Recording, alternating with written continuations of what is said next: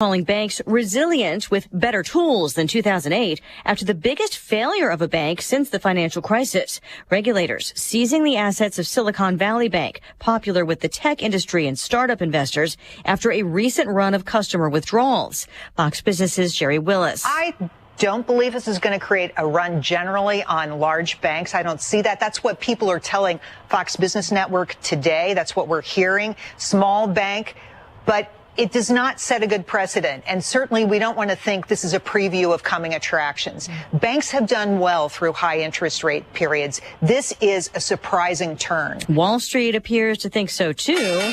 The Dow down 342 points at the closing bell. Stocks had been slightly lower before the bank collapse after more than 300,000 jobs were created in February, more than expected again, adding more pressure to the Fed's inflation fight. White House Budget Chief Shalanda Young comes out swinging against a budget proposal from the conservative House Freedom Caucus. This is a plan that would have devastating consequences for our national security, cut the legs out from the middle class, endanger community safety, hurt our seniors, and cost manufacturing jobs. But the caucus isn't budging on a demand for spending cuts as part of the debt ceiling debate. We proved at the beginning of the year that when you stand on principle, you can deliver amazing wins for the American people. Colorado Congresswoman Lauren Boebert, though Republican leaders have emphasized they won't let the nation default on its debt. A 10-year-old under arrest in Maine accused of bringing a gun to school today. Sheriff's officials say police responding to Monroe Elementary School northeast of Portland were able to detain the student with the help of school staff, and there were no injuries.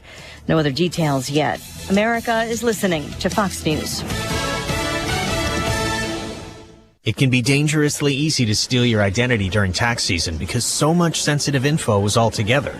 Before we start the annual meeting of Sean's personal info, has anyone seen Social Security number? Not me. Nope. Nuh-uh. Oh no. He's been stolen. LifeLock by Norton makes it easy to help protect yourself. If you become a victim, we'll work to fix it. No one can monitor all transactions, but you can save up to 25% off your first year with promo code NEWS at LifeLock.com.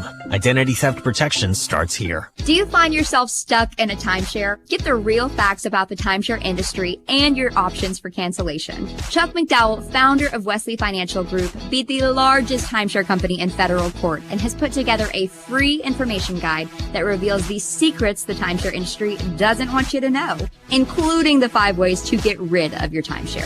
Call now and get this timeshare cancellation guide absolutely free. Call 800-857-5656. That's 800-857-5656. President Biden holding an Oval Office meeting with the president of the European Commission, focusing on shared goals. We're driving new investments to create clean energy industries and jobs and make sure we have supply chains available to both our continents. Also reaffirming continued coordination in efforts to help Ukraine fight Russia's continued attacks. Vape giant Juul agrees to pay Chicago more than $23 million to settle a lawsuit accusing the company of marketing products to underage users. The company will pay almost $3 million in the next 30 days and the rest later this year. The Chicago Department of Public Health says the money will go to youth prevention and reduction programs, as well as education and outreach. It's the latest payout from the e-cigarette maker, which laid off hundreds and settled thousands of lawsuits brought by families of Juul users, city governments, and Native American tribes last year. Last June, the FDA ordered Juul to stop marketing and distributing its products in the U.S. Fox's Tanya J. Powers. Country fans have another chance to root for their favorites. The People's Choice Country Music Awards are coming to NBC and Peacock this fall. The awards, an offshoot of the People's Choice Award, will take place at the Grand Ole Opry in Nashville in September and will join the CMA Awards, which is broadcast on ABC, the CMT Awards, and the Academy of Country Music Awards, now airing on Amazon Prime Video as the go-to awards for country music fans. The 2-hour show will feature the usual mix of live performances and collaborations, honorary trophies, and winners selected by country music fans. Michelle Polino, Fox News. Recapping the sell-off on Wall Street, the Dow down 345 points, finishing below 32K. The S&P and the NASDAQ also dropping more than 1%. I'm Lisa Brady. This is Fox News.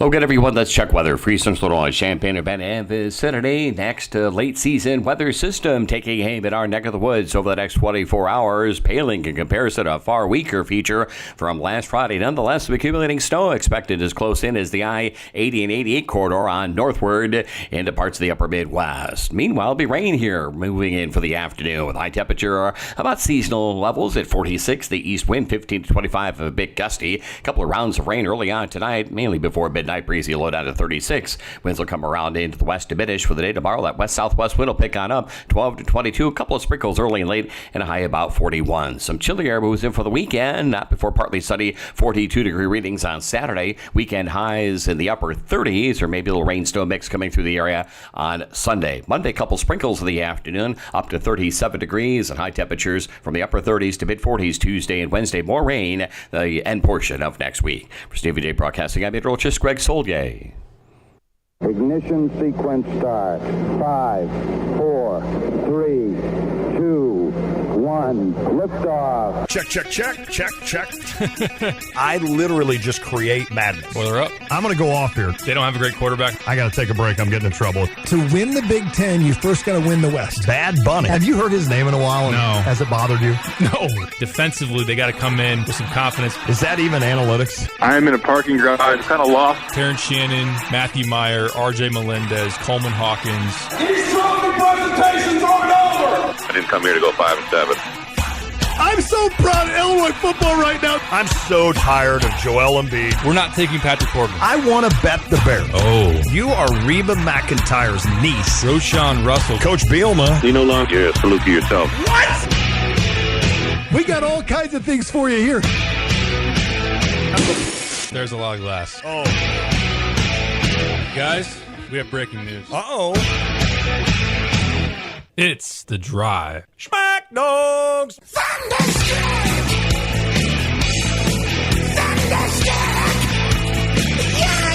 Yeah, Thunderstruck!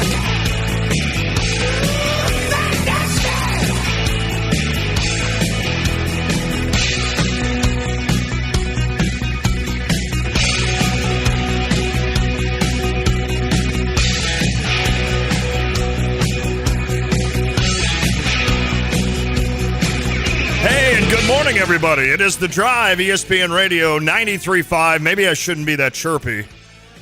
Chirpy or chippy? Chippy, I think, would be the correct. Well, no, chippy would mean I came in here with something on my mind, ready to get off. But let's don't go any of those directions. It is The Drive with Tay and Piper. No pipes, but he's going to join us this hour. He's on his way back from Chicago. No need to stick around and pay hotel fees when you're not playing. And, of course, no Kyle Tosk, who I feel bad for the young man. He was going to see his beloved Illini tonight at the Big Ten tournament. He's still going, but unfortunately, Illinois will not be there. Instead, Penn State, the team that is ranked number 1 in the country.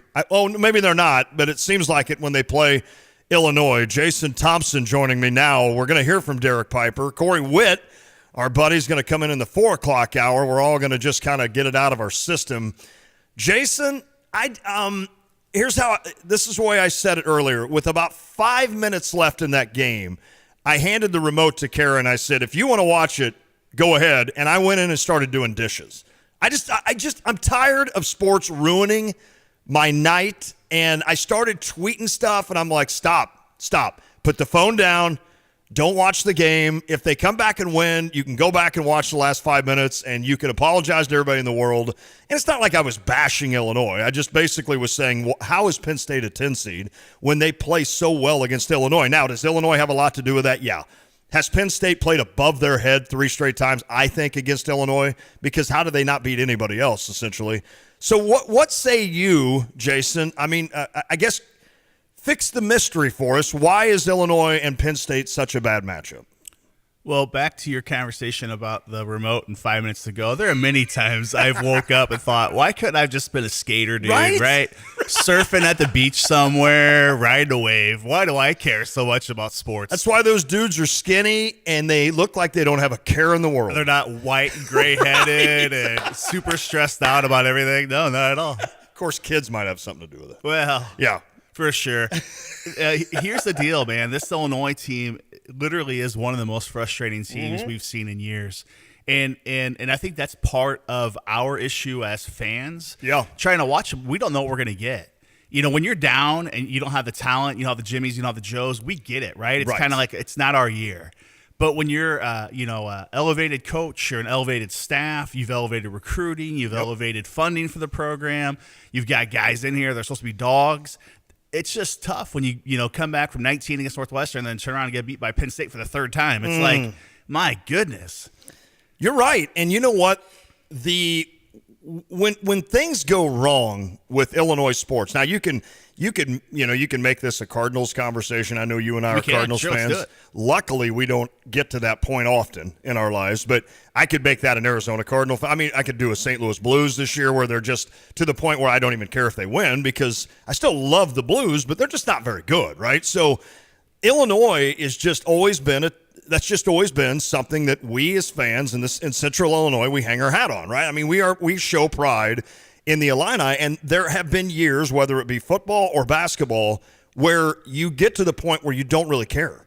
So what I like about right now, what I like about the anger I show is the idea that I do care, right? I mean, this program that Brad Underwood has going right now, and I know there's a lot of people out there that are just ripping Brad. And I've got a buddy down in Sullivan, Doug Dyer. He was just like, dude, he can't win the big one. Like, he just can't. And he went off on a lot of different different areas. And I'm like, yeah, I get it. I mean, I get it. But at least the program is at a spot, Jason, where I do care, right? At least he has my idea of we can be good. I don't know that this team can be. I'm just saying that this program in general, when I look in the next 3 years, I feel like it can be good. And, of course, we all know the stat. Brad Underwood's won more Big Ten games than any other coach. It's just frustrating to me that that you just can lose 3 times to one team. And it just really, honestly, just puts it up on the board to me that isn't that the kind of performance I'm expecting in the 8-9 game when the NCAA rolls around next Thursday or Friday? I mean, would you be surprised if Illinois came out and won a game by 15 against another, like Arkansas or something like that? I would be shocked beyond belief if they did that. No, I wouldn't. I mean, that's the crazy thing is I wouldn't be surprised if they win 2 or 3 games in the NCAA tournament. See, I no longer feel that. Yeah. And that's too bad. But like I was saying that even 3 weeks ago. Like, well, I could see this team in the Elite Eight. No longer do I believe it. Now, next Sunday, I'm going to be blowing up your phone, telling you how frustrated I am because they just got knocked off. Right. Yeah. I mean, but that's that. I think that's where the frustration from the fan level to Coach Underwood's coming is.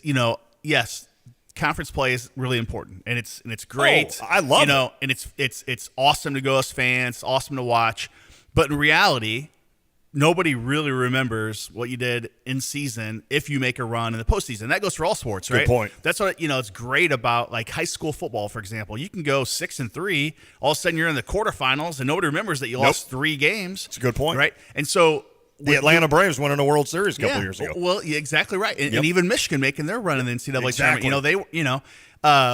What we worry about is postseason, and that's where the fans are frustrated. Brad has had a lackluster NCAA at Illinois postseason and Big Ten tournaments. So the last 2 years, 0 wins in the Big Ten tournament for Illinois. Last year got knocked off by Indiana. Last night, Penn State. And like you said, Penn State comes out looking great, only against Illinois. Mm-hmm. That's an issue. Right. That's a major issue. Andrew Funk. I mean, this kid alone, I did some research today, and it literally spent 5 seconds doing it. Andrew Funk this year against Illinois, 6 for 9 from three-point line, 2 for 6, 6 for 9. 14 of 24, so he shot 58%, and he's not taking toes on the line threes. No, he's deep. And not only that, there's a couple of them that he's stepped back. He's got guys in his face. So over the season, now Andrew Funk is one hell of a three-point shooter, right? I think he led the Big Ten. But over the season, if you average out everything, he averaged 2.9 threes a game. Against Illinois, 4.6. Now, are you going to tell me that Illinois' defense is that bad that we can't corral a three-pointer? I'm sorry, but I lean more to the idea that this guy just went off twice on you, 6 for 9 and 6 for 9. He knew it last night. I mean, he was doing the I'm putting you to bed. I mean, he did the night. Yeah, that guy was on fire twice against you this year, and he knew it both times. And one was here in Champaign, and then, of course, last night in Chicago. So that kid must love the state of Illinois. Well, there's shooting. There's definitely something to shooters, sure, and their psychology of where they're at and who they're playing against. There's no doubt about it, right? We all grew up, couldn't wait to play so-and-so. Oh, yeah. And couldn't wait to never have to play so-and-so ever again, right? Right. And there are just some gyms and some teams you just lights out. And that's a great point. Guess what? He loves the Fighting Illini. I mean, he probably has a flag hanging in his room. Like, let's play Illinois 27 times. With darts. He just throws at it. I want to go back to one more thing, and then we're going to get a hold of Piper and ask him just about everything that happened at the United Center last night. You had mentioned the postseason success, or lack thereof, right, with Brad Underwood. And this, I'm angling this next conversation towards those that do not think Brad Underwood is, A, either a good coach, or B, can't make adjustments, or C, isn't the guy for you in the future. Now, I think you would be hard-headed to not realize what he's done for this program, the elevation he's done for this program, the idea that recruiting-wise, and I know it's not all Brad, but recruiting-wise, you're now in it for top 50 guys every year, essentially, whereas in the past, we'd be lucky to get a top 100 guy, right? So in that sense, there are a lot of things, including a Big Ten championship, including a Big Ten tournament championship. I don't think you can be a bad coach and go on and win those things, right? That said, I think it literally comes down to this, Jason. That loss against Loyola, that we cannot get out of our crawl, and you shouldn't.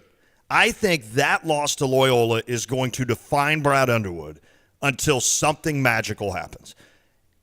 And the idea that in that game, and I think you would also be hard-headed if you said that he made any adjustments in that game. There was nothing done in that game. And the fact that you don't often get a number one seed. There are a few schools out there that land those quite a bit. There are not many that do. So when you get a 1 seed, you have to take advantage of that. And the fact that you didn't against Loyola when you were a 1. Now, was Loyola an 8 seed? No. Loyola should have been probably a 4. Hell, they were like 12th in KenPom, right? They could have easily been a 2 or a 3. The point is, they still weren't ranked higher than you. They still weren't considered to be better than you, and you lost that game. I just think that game, those that are not fans of Brad Underwood, and I'm not saying you shouldn't be, but those that have an issue with him, I think that's the thing that really stands out the most, because there was zero done that game to change up, to do anything. I mean, I just remember watching that saying, do something different, try something different. And now all of a sudden, here we are. Now, if they land in the Sweet 16 this year, maybe that changes a little bit. If they land in the Elite 8, I think that definitely changes. But I think, unfortunately for Brad, who, by the way, I'm glad that he's here.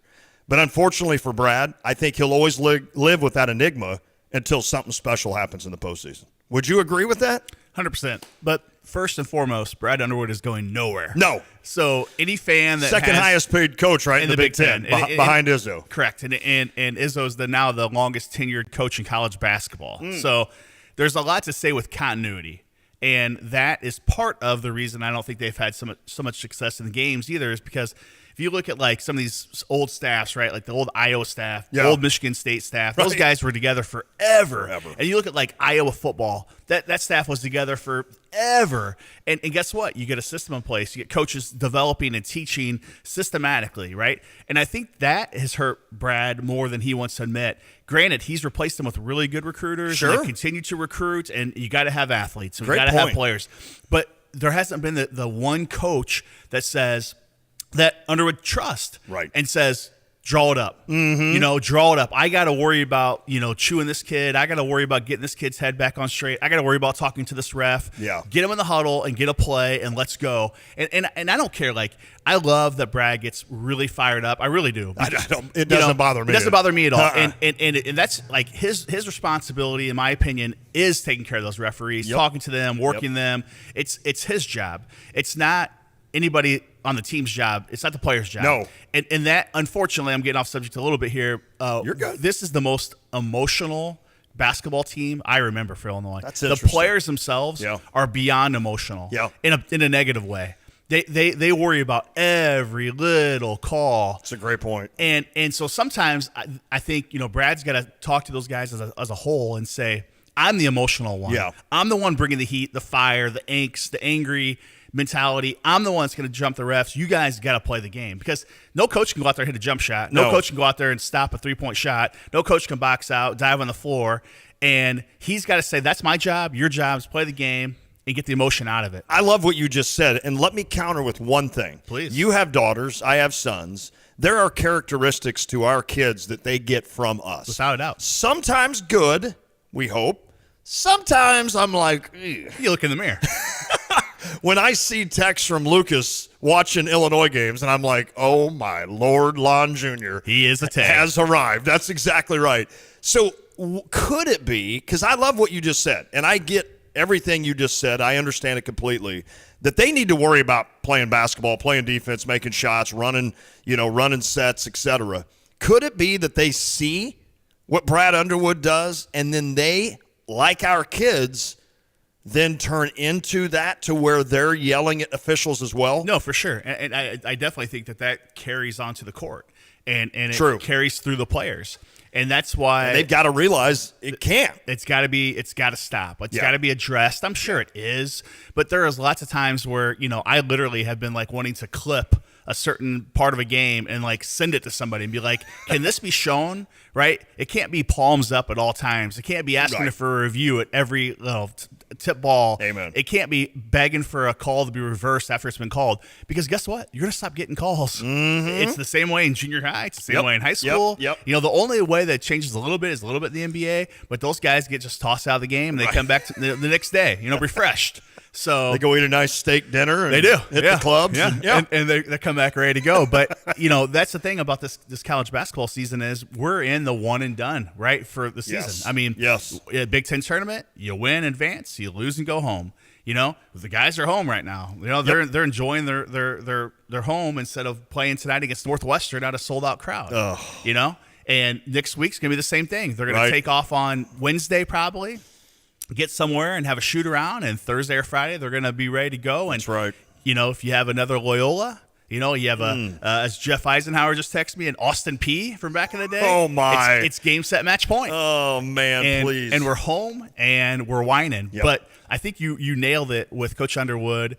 The Loyola loss really hurt. It really stung. That was a team that we all expected to make that Final Four national championship run. Yep. Io, Kofi, the whole 9 yards. And here we are, disappointed. Yep. So now our expectations are low. Our expectations are we're not going to win. We're going to fault. We're going to fall apart.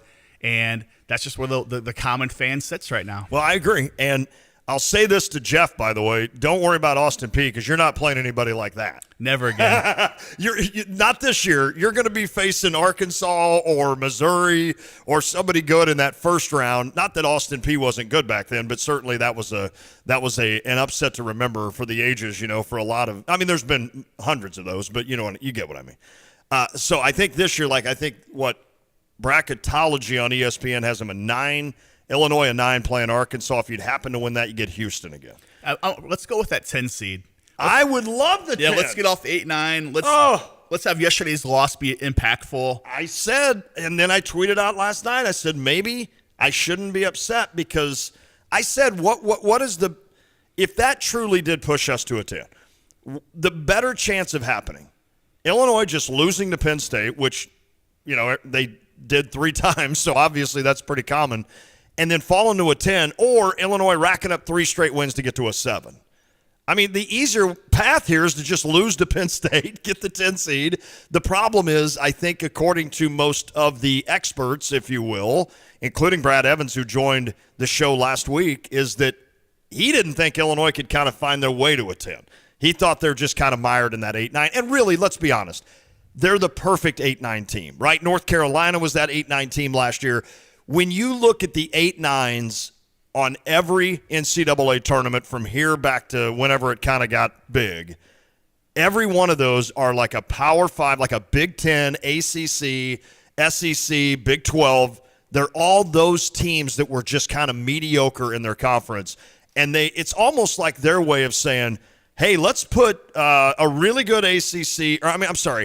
a pretty good ACC team against a pretty good Big Ten team and let them fight it out. And then, unfortunately, they have to face then the team waiting for them, the 1 seed. So, yeah, I don't think an Austin Peay is going to step up and upset you unless for some reason a 16 upsets the 1, we get by the 8, and then we're playing Austin Peay.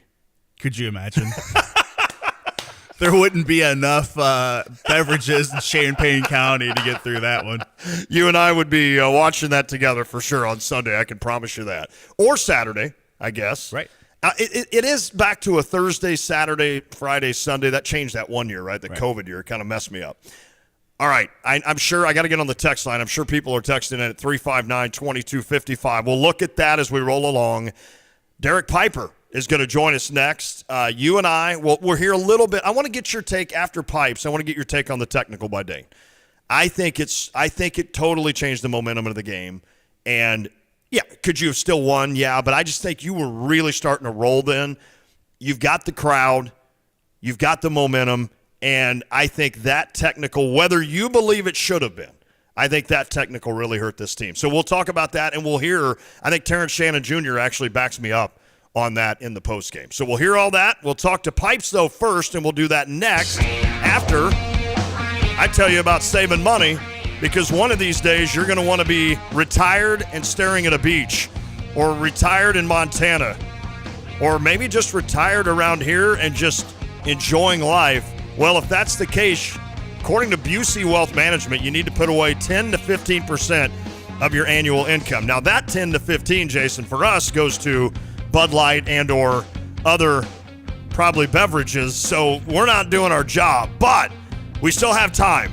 And the best way to do this is a 401k. Probably a lot of you already have that. See if your employer will match up to a certain point. That's awesome. Just keep firing it into that 401k. You don't even know you have it. And then the IRA, you can start on your own. You can do a traditional IRA. That allows your investment earnings to grow tax deferred, and then all of a sudden you're going to get hit with taxes. Uncle Sam's never going to let you off the hook on that. Or you can do a Roth IRA where you just pay taxes now, and then when you get ready to retire and take it out, you can have it tax-free. A lot of different things to do, and Busey Wealth Management is there to help you. Just talk to one of their professionals, and they can steer you in the right direction. Call 1-800-67-BUSEY or just visit a Busey location. Just say, hey, Lante said to come in and figure out my retirement. They'll help you. Busey, member FDIC. A tradition of excellence over 150 years in the making. At Busey Bank, we're committed to building relationships that span generations. Wherever your journey in life leads you, we are with you along the way, creating a legacy for you and your family. Busey Bank, building business, growing wealth since 1868, proud to be the official bank of the Fighting Illini. Member FDIC. Illini pizza fans, great things come from Jets Pizza. Detroit-style pizza is one of them. Freshly made dough pressed into steel pans inspired by the Motor City. Topped with premium mozzarella, Mama Jet's secret sauce, fresh toppings, then baked to the thickest, crispiest, cheesy crunch. Want Detroit-style proof? Order Jet's famous 8-corner pizza. It's 8 pieces of crispy, crunchy, and cheesy to the edge pizza. Right now, get $5 off an 8-corner pizza at regular menu price. Online code 8SAVE. Jets Pizza. Better because it has to be. US 105.9 is your home for the Chicago Cubs. Would you like to get messages about your business out to MLB fans? Plus, the St. Louis Cardinals are across the hallway at Stevie J Broadcasting on ESPN 935. Get details now on the baseball packages by emailing diane.ducey@sjbroadcasting.com. Celebrate St. Patty's Day at Opia's all day with $3.50 pints, $5 25-ounce mugs of green beer, and George Killian's Irish Red. Don't forget the big $5 Guinness Pub draft cans either. Enjoy $5 whiskey drinks, shots, or a flight of 4 special whiskeys for just $16. Pia's will be serving up its famous fish and chips and Irish nachos throughout the festive day on March 17th. Watch all the NCAA basketball action, grab some green beads, hats, t-shirts, and be Irish for the day at Pia's. Pia's at Springfield and Madison, Champaign. Are you looking for a better job in a dynamic family-owned company? Altamont Company is hiring, searching for a few great people people to join operations in Thomasboro or Rantoul. Altamont offers you a full-time position, not part-time, with available shifts Monday through Friday, 7 a.m. to 3:30 p.m., and Monday through Thursdays, 8 p.m. to 6:30 a.m., offering benefits including health and dental and simple IRA retirement plans. Available jobs at Altamont Company include hand sanders and wood prep. No experience is necessary. Altamont trains on site. Apply online at altamontco.com. Resumes welcome at hr.altamont@gmail.com. On-site applications available. 901 North Church in Thomasboro. Altamont Company, an equal opportunity employer.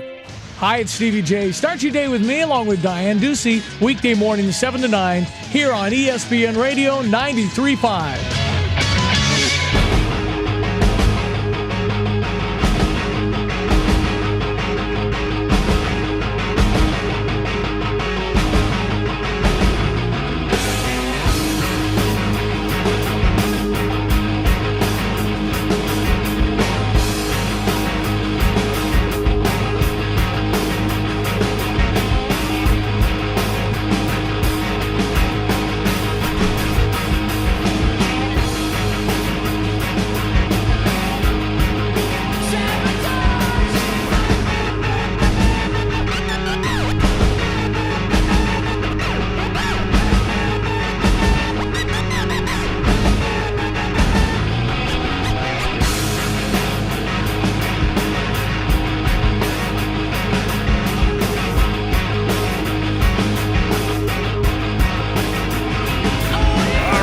The Drive, ESPN Radio 93.5. I forgot to call Piper, so I'm doing that as we speak. Derek? Hey, Derek Lante, we're on the air. How are you, buddy? I don't have you on the air, but I'm on the air because guess what I did for the 90th time out of 100? I forgot to call you while I was in the commercial break. So here's what I'm going to do, and this is what everybody will hear now. This is how it works. Derek, I'm going to put you on hold, and we'll come back and get right to you. How about that? That is how we do it, Jason. All right. Sorry about that. You and I just got into a really good conversation. I totally forgot to call Derek Piper. But guess what? He's here. Pipes! What's up? You had one job. Hey, man. I did my part. I did the media obligation to talk to you on the phone. I did the pregame show. I sat there, wrote the preview. Got drinks after the game. I did everything I was supposed to do. Boom. It's not like you had a pattern that you switched it up on or anything. So, you did the right thing. Derek, very, very frustrating. I mean, there's so many different avenues we could go to.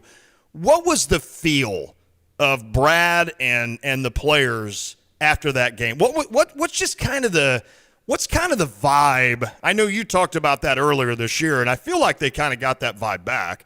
But what is the vibe of this team right now? Are they going to be able to just kind of move past this, or am I sitting here thinking I'm crazy to think they could even win one game in an NCAA tournament?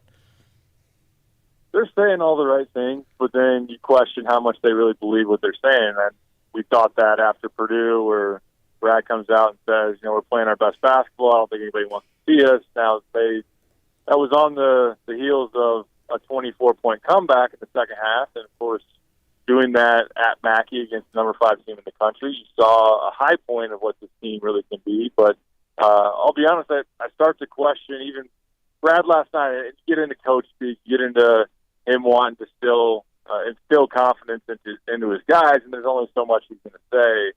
But you wonder how much he truly believes some of what he is coming out when he goes, I still feel great. I still think this team can go as far as we want to go and all that kind of stuff. And you compare that to what you're seeing on the floor and even some of the frustration late in the game. Like seeing that Brad and Matthew Meyer were mixing it up a little bit at the end and we're yawning at each other. And just, we saw the same movie last night. It was the same Penn State offensive performance of lighting up the Illini. It was the same thing we've been talking about, late game offense for Illinois, where regardless of how you get there, you ride the roller coaster, the ups and the downs. And there it is, 5 minutes, 7 minutes, whatever you want to call it, to go, and the game's there for the taking. Illinois' offense completely dries up. So that stuff has been the same, and I get the fan base's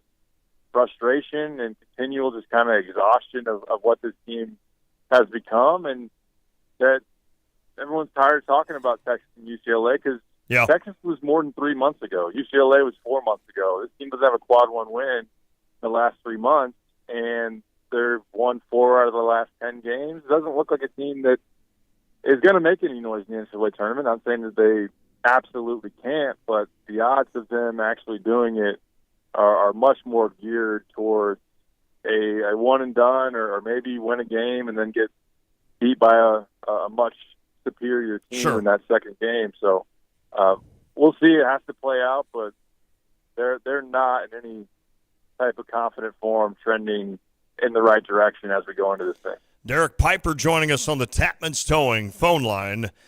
I'll ask you this. The booty ball comment after the game, I understand where Brad's going there. Is that more of just sour grapes, or I understand what he's saying, and obviously you can't do that in the NBA, but I'll be transparent with you. I hadn't really thought about it until after that game, to where when he said that. Is that more of just kind of a frustration that we couldn't get it done against Penn State, or does he have a point? No, it's sour grapes. Yeah. In my opinion. I don't think there's anything egregious about Jalen Pickett backing you down, even if it is more than the 5 seconds the NBA would allow. Jalen Pickett is not he's not Jared Stollinger. He's not some huge, massive human being like Kofi Coburn was.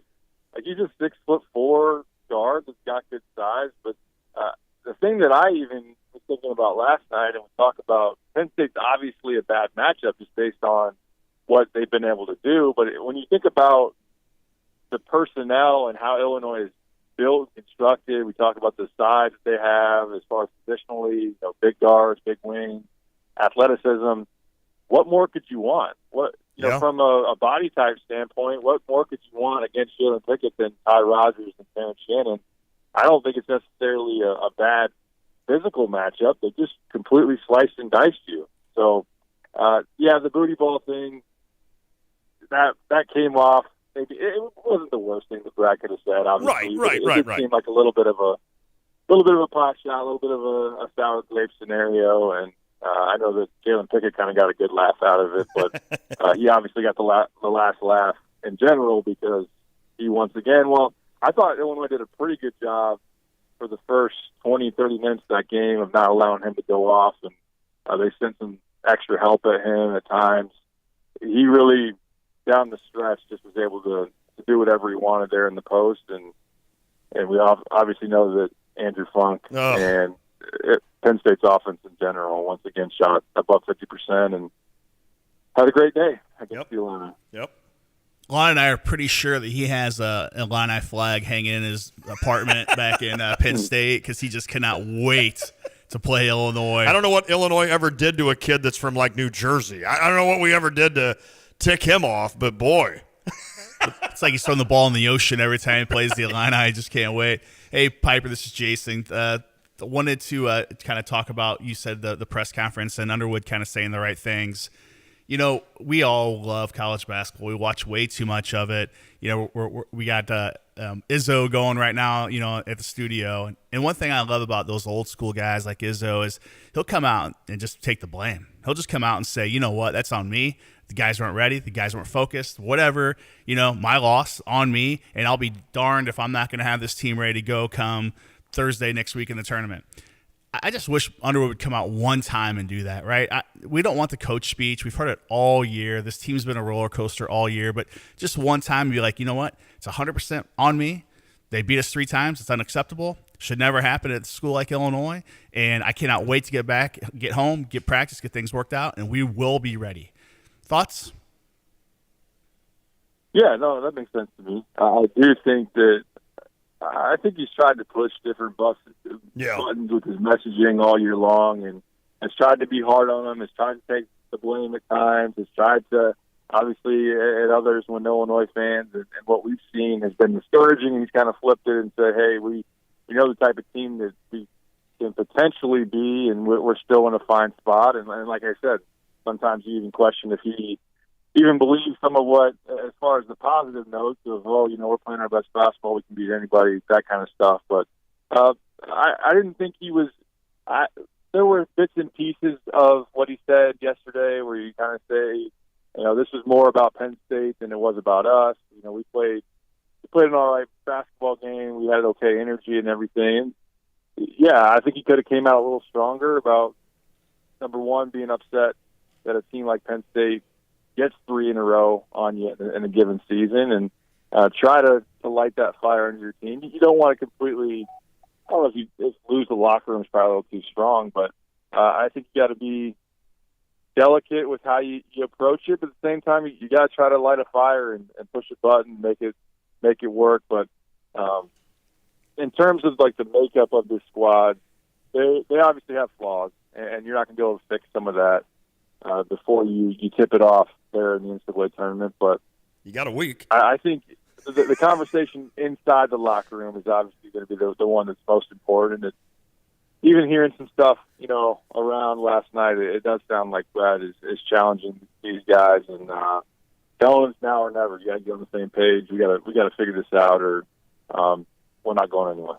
Deep Pipes, I want to ask you and Jason a question here. So last night, while I was having conversations with about 30 different people on text, I came to the conclusion in my mind, and I kept using this, is that not only this team, every team, not only this year, every year, you've got to have a good point guard. And I'm talking about an experienced point guard that can control tempo, that can slow it down when need be, that can speed it up when need be, that can, I'm not saying that guy is going to slow down Jalen Pickett or shut down Jalen Pickett.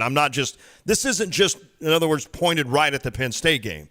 I think a guy like Courtney Ramey, a guy that Illinois looked at earlier in the year, and, you look at this team now, if Epps isn't playing and Sky left, you don't have a point guard necessarily. I know Sincere could kind of fit that role, but you kind of have a lot of two guards, if you will, and you don't really have that dominant point guard. So my question to you is, you and Jason, I want your thoughts on that. And number two, do you think ever from now on in the history of Brad Underwood coaching Illinois, he will ever not have a veteran guard, especially now you can go out in the portal and hopefully get one? Yeah, I would say that as you look back at the roster construction, I think there's going to be a decent amount taken from this and how it was put together. The gamble of going in with 2 freshmen as your point guard options, and then just the fact that Sky was coming off of the injury just added even more risk involved in that. And they were pretty interested in a guy like Courtney Ramey. They're trying to figure out, could they make that happen without rubbing a guy like Jaden Epps the wrong way? And I know people don't want to maybe hear about some of that kind of stuff, but it is the reality. You got to try to manage your own roster, and look, roster retention is really important as you try to build that continuity year after year. So that was a thought in mind about whether it's Ramey or someone else, if you brought in a veteran guard in that mix, would that have led to a situation where a guy like Epps or a guy like Sky, now hindsight being 2020, right.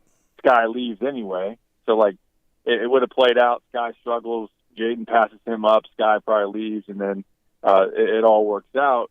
But yeah, Brad kind of skewed that line between, we're going to try to reload, we're going to try to get some vets and go out and be big players in the NIL game and everything, but also trying to appease your freshmen and everything as well. So, I think as you look at it late in games, does Illinois have someone that can really facilitate and get other guys shots and break down a defense? No, they don't.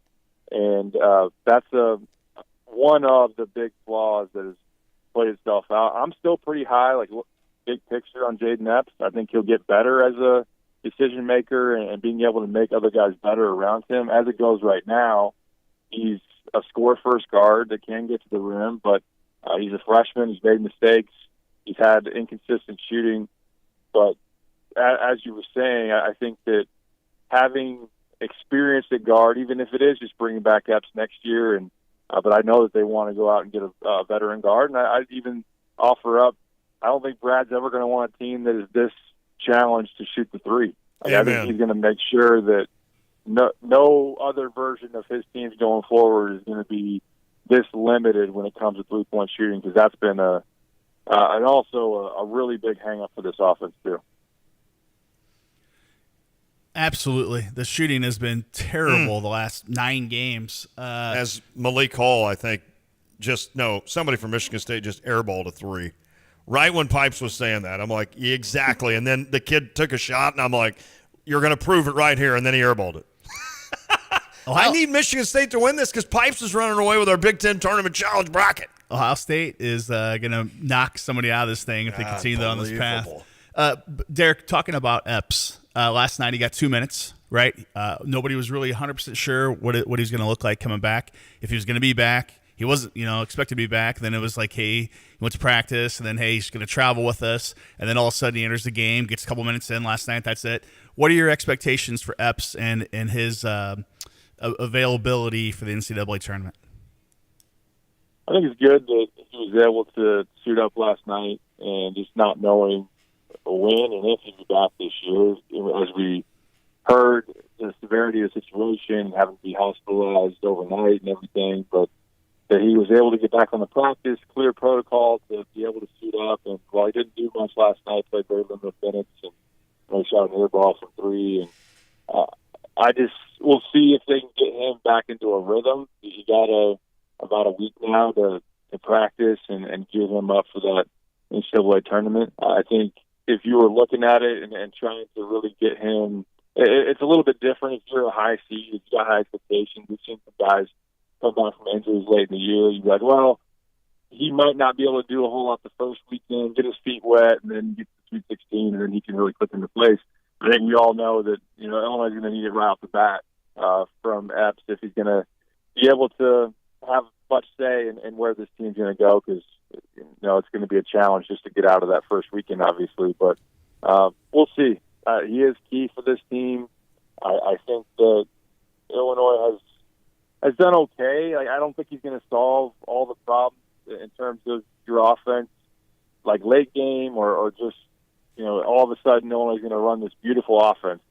It's funny, maybe not funny, but watching last night, the contrast in like how Shrewsbury dials stuff up and the flow and rhythm that Penn State plays with and getting all the shots that they want versus then watching Illinois on offense. And sometimes you're like, can we draw up a set? Can we call something rather than run and spread and actually get a shot that we want, especially in comparison to later in the game?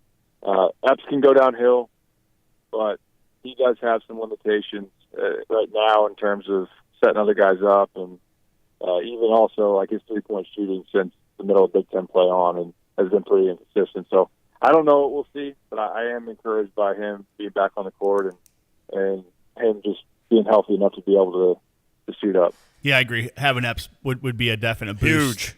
And much needed. I mean, having Shannon try and bring it up isn't really his strength. You know what I mean? He's getting him and RJ to run the floor, that's better, right? Give it to him on the wing, let him come off the wing, let him crash hard, straight line drives, that's, more their game. One question I have last night, and I'm not sure if it was talked about in the post game, but Ty Rodgers was pretty limited last night with his minutes. And I thought, honestly, in the last month, he's played fantastic. Right. His energy level's been through the roof, rebounding machine, willing to score on the blocks, willing to defend. I mean, that kid's going to be an absolute load. And I thought he kind of earned his time, but last night it just seemed like he was really limited, had about 12 minutes of play, and really sporadic. Any rhyme or reason for that, Derek?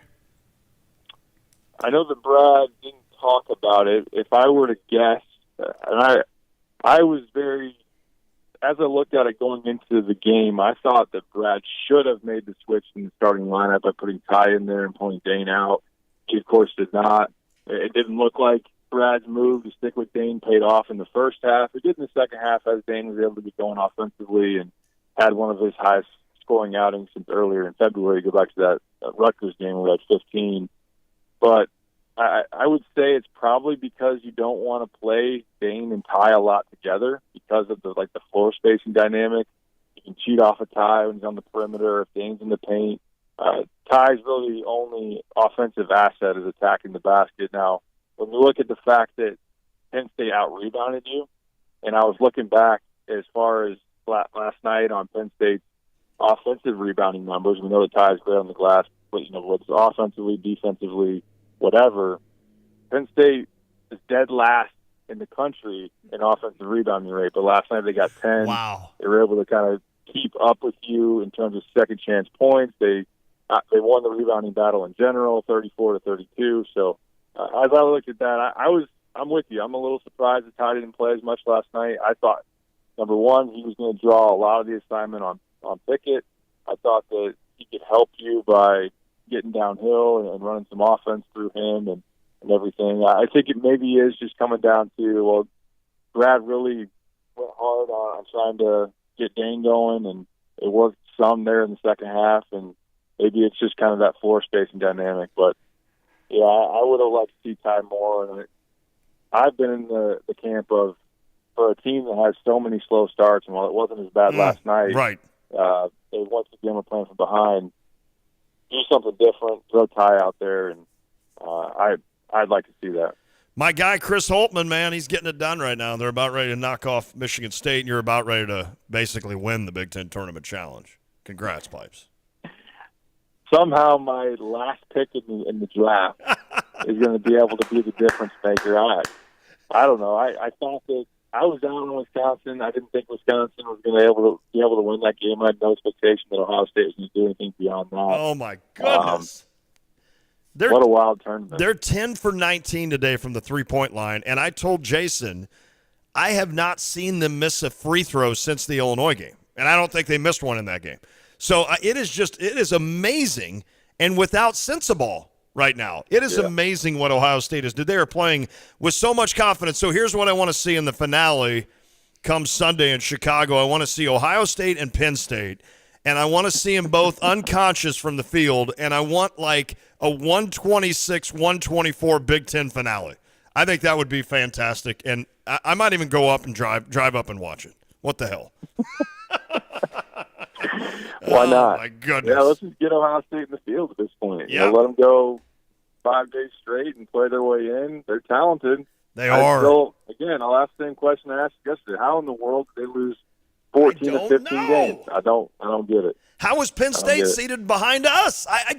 It makes no sense. Both teams just need to face Illinois. Well, at least we beat Ohio State once, yeah, right? Then we jump-started them, though. right, then we jump-started them. Derek Piper, it's always good to chat, my man. I will talk to you Monday here in the studio, and we will get things rolling.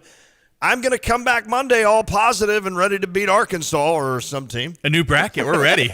We love bracketology, baby. Getting rest. That's all that matters is just getting rest. That's the key. All right, buddy. I'll talk to you soon, Pipes. Glad you're safely home. Yep, appreciate you guys holding it down. Look forward to breaking down the bracket on Monday. Thanks, Jason. Thanks, Lon. Everybody have a great weekend. All right, buddy. Well done. Derek Piper covering this. This would be an interesting year to cover this team, wouldn't it? Frustrating. I don't know. Do they keep a therapist around? Like when he said that Matthew Meyer is having issues now with Brad Underwood and that and this and that, I'm like, therapist. Yeah, it's Jeff Alexander. Yeah, exactly. It's the entire assistant staff. That's what they are. I always joked with another local coach that's what college and high school coaches are now, right? Yeah, right. You're therapist. Yep. You're constantly trying to encourage guys and get guys to engage and get along and support each other and play for the same team and that NIL has really impacted that. You brought something up early in the show about how Brad, and that's something I'd never thought about, the consistency, if you will, of having your assistant coaches. And you had said, who's the guy that just draws up the play and goes. Now, obviously, every one of these coaches now have roles, but really Stephen Gentry was that guy, right? I mean, he was kind of the offensive guy for Brad Underwood, and then, of course, he hightails it for Gonzaga. Right. And I'm happy for Jeff. I mean, but I think that was kind of where you were at in terms of, you lose him. Now, obviously, Orlando Antigua was a good big man coach. I think he was good for Kofi and such.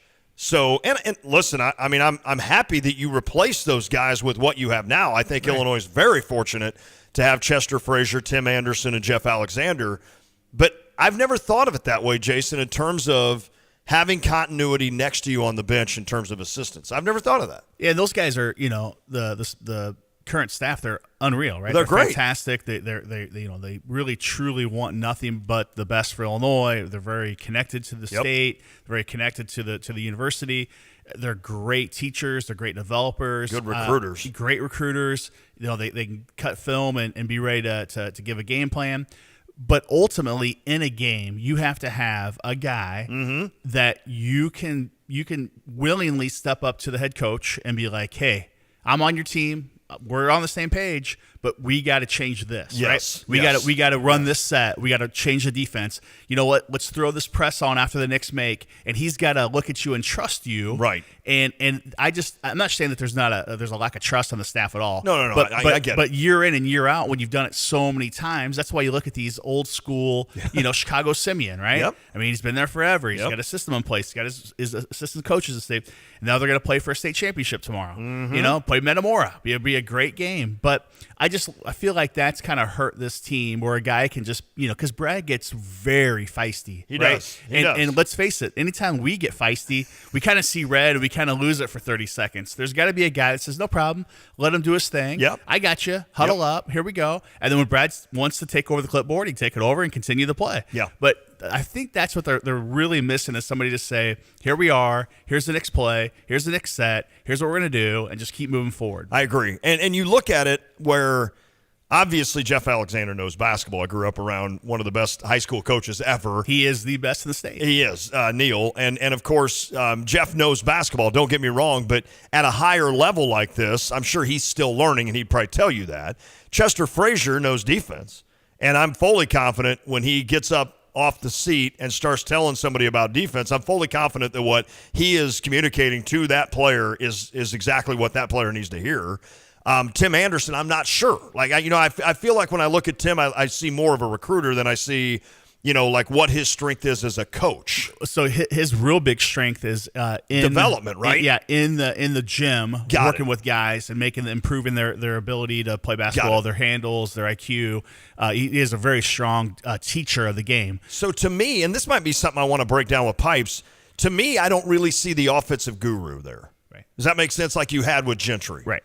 And I know, I question a lot of times, and Pipes just said it, how about run a set instead of running spread and hoping that something develops out of it? And I think that's the frustrating part, I think, for me when I look at that. But you had brought up that point, and I'd never thought of it, and it's a great point, to be honest with you. So and like when we were watching the Ohio State game with Illinois, and Jay Wright was calling the game. I mean, Jay Wright's an unbelievable talented coach. Big time. Right? Opportunity to take your team to the Final Four every year. I mean, he was that type of guy.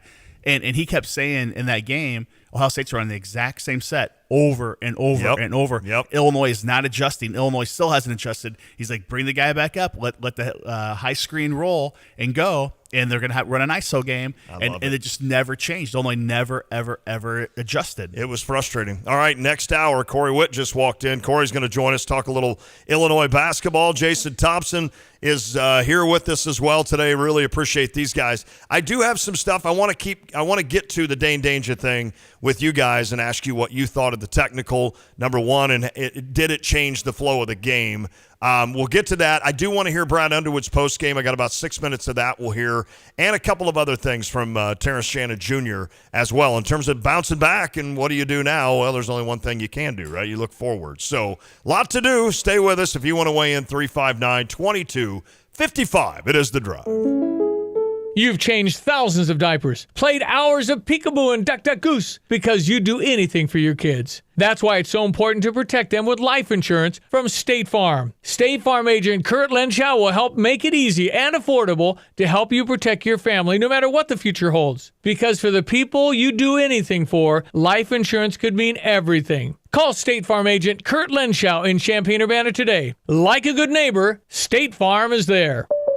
You have money laying all around your house. You just don't know it. And no, I don't mean selling your great-grandma's good china. I mean all the old metal items you don't want to use or get rid of. Don't pay someone to haul it away. Bring it into Max Twin City Recycling and get paid to have it taken off your hands. They love new customers and are more than willing to walk you through their process step by step. Come check them out at 2808 North Lincoln Avenue in Urbana. Starting it over is what we do at Max Twin City Recycling. You're listening to WSJK ESPN 93.5 Tuscola, Champaign-Urbana, your home for the St. Louis Cardinals.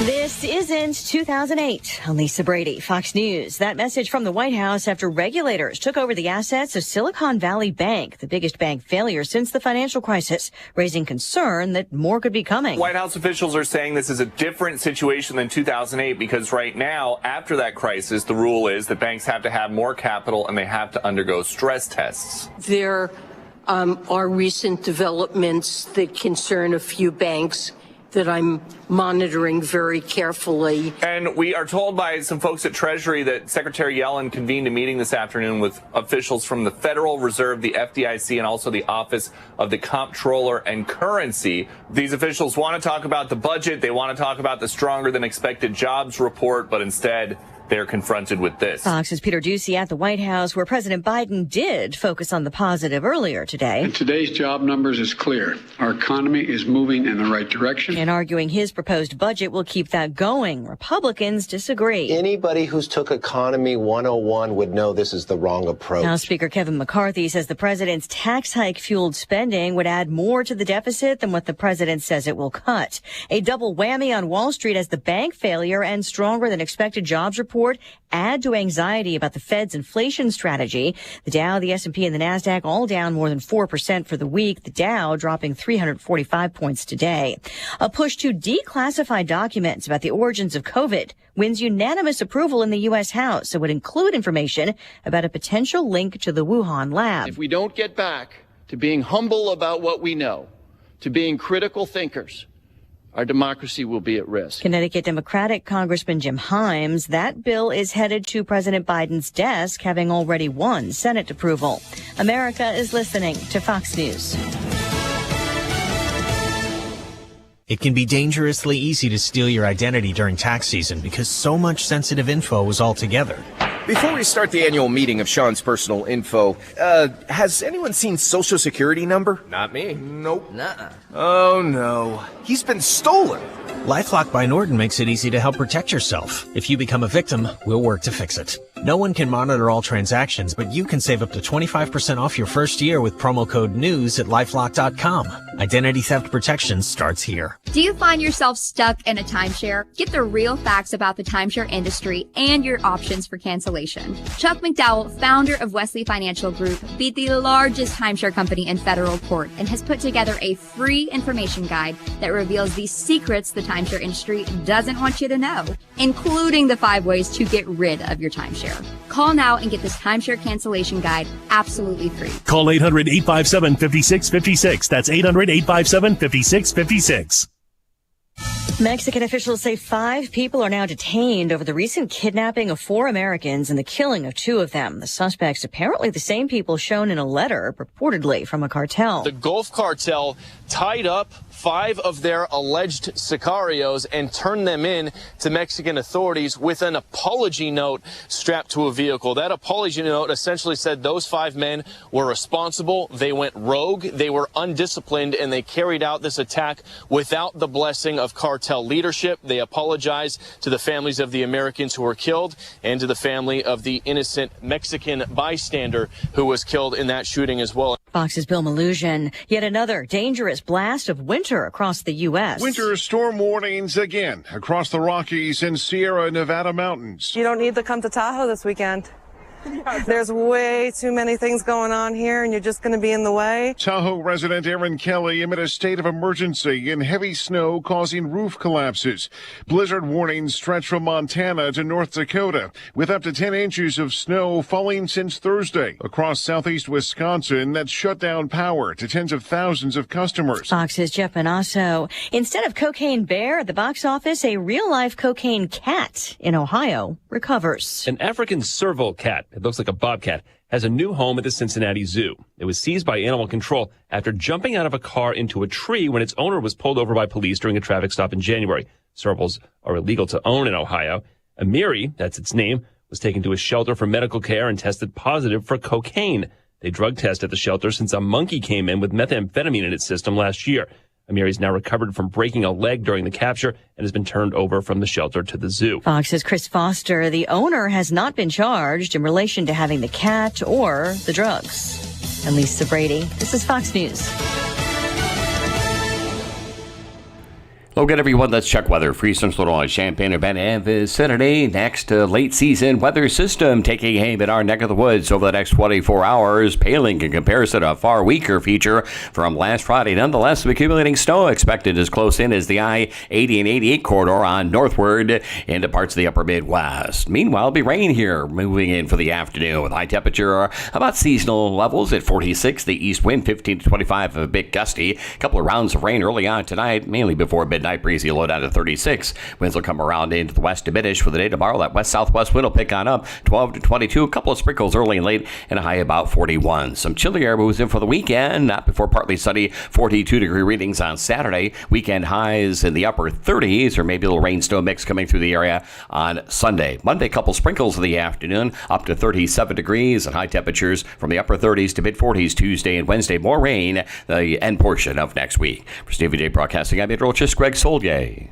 Ignition sequence start. 5, 4, 3, 2, 1. Liftoff. Check. I literally just create madness. Well, they're up. I'm going to go off here. They don't have a great quarterback. I got to take a break. I'm getting in trouble. To win the Big Ten, you first got to win the West. Bad Bunny. Have you heard his name in a while? No. Has it bothered you? No. Defensively, they got to come in with some confidence. Is that even analytics? I'm in a parking garage, kind of lost. Terrence Shannon, Matthew Meyer, R.J. Melendez, Coleman Hawkins. These trophy presentations aren't over. I didn't come here to go 5 and 7. I'm so proud of Illinois football right now. I'm so tired of Joel Embiid. We're not taking Patrick Corbin. I want to bet the Bears. Oh. You are Reba McEntire's niece. Roshan Russell. Coach Bielema. You no longer salute to yourself. What? We got all kinds of things for you here. There's a lot of glass. Oh. Guys, we have breaking news. Uh-oh. It's The Drive. Smack dogs. Thunderstruck. Yeah, Thunderstruck.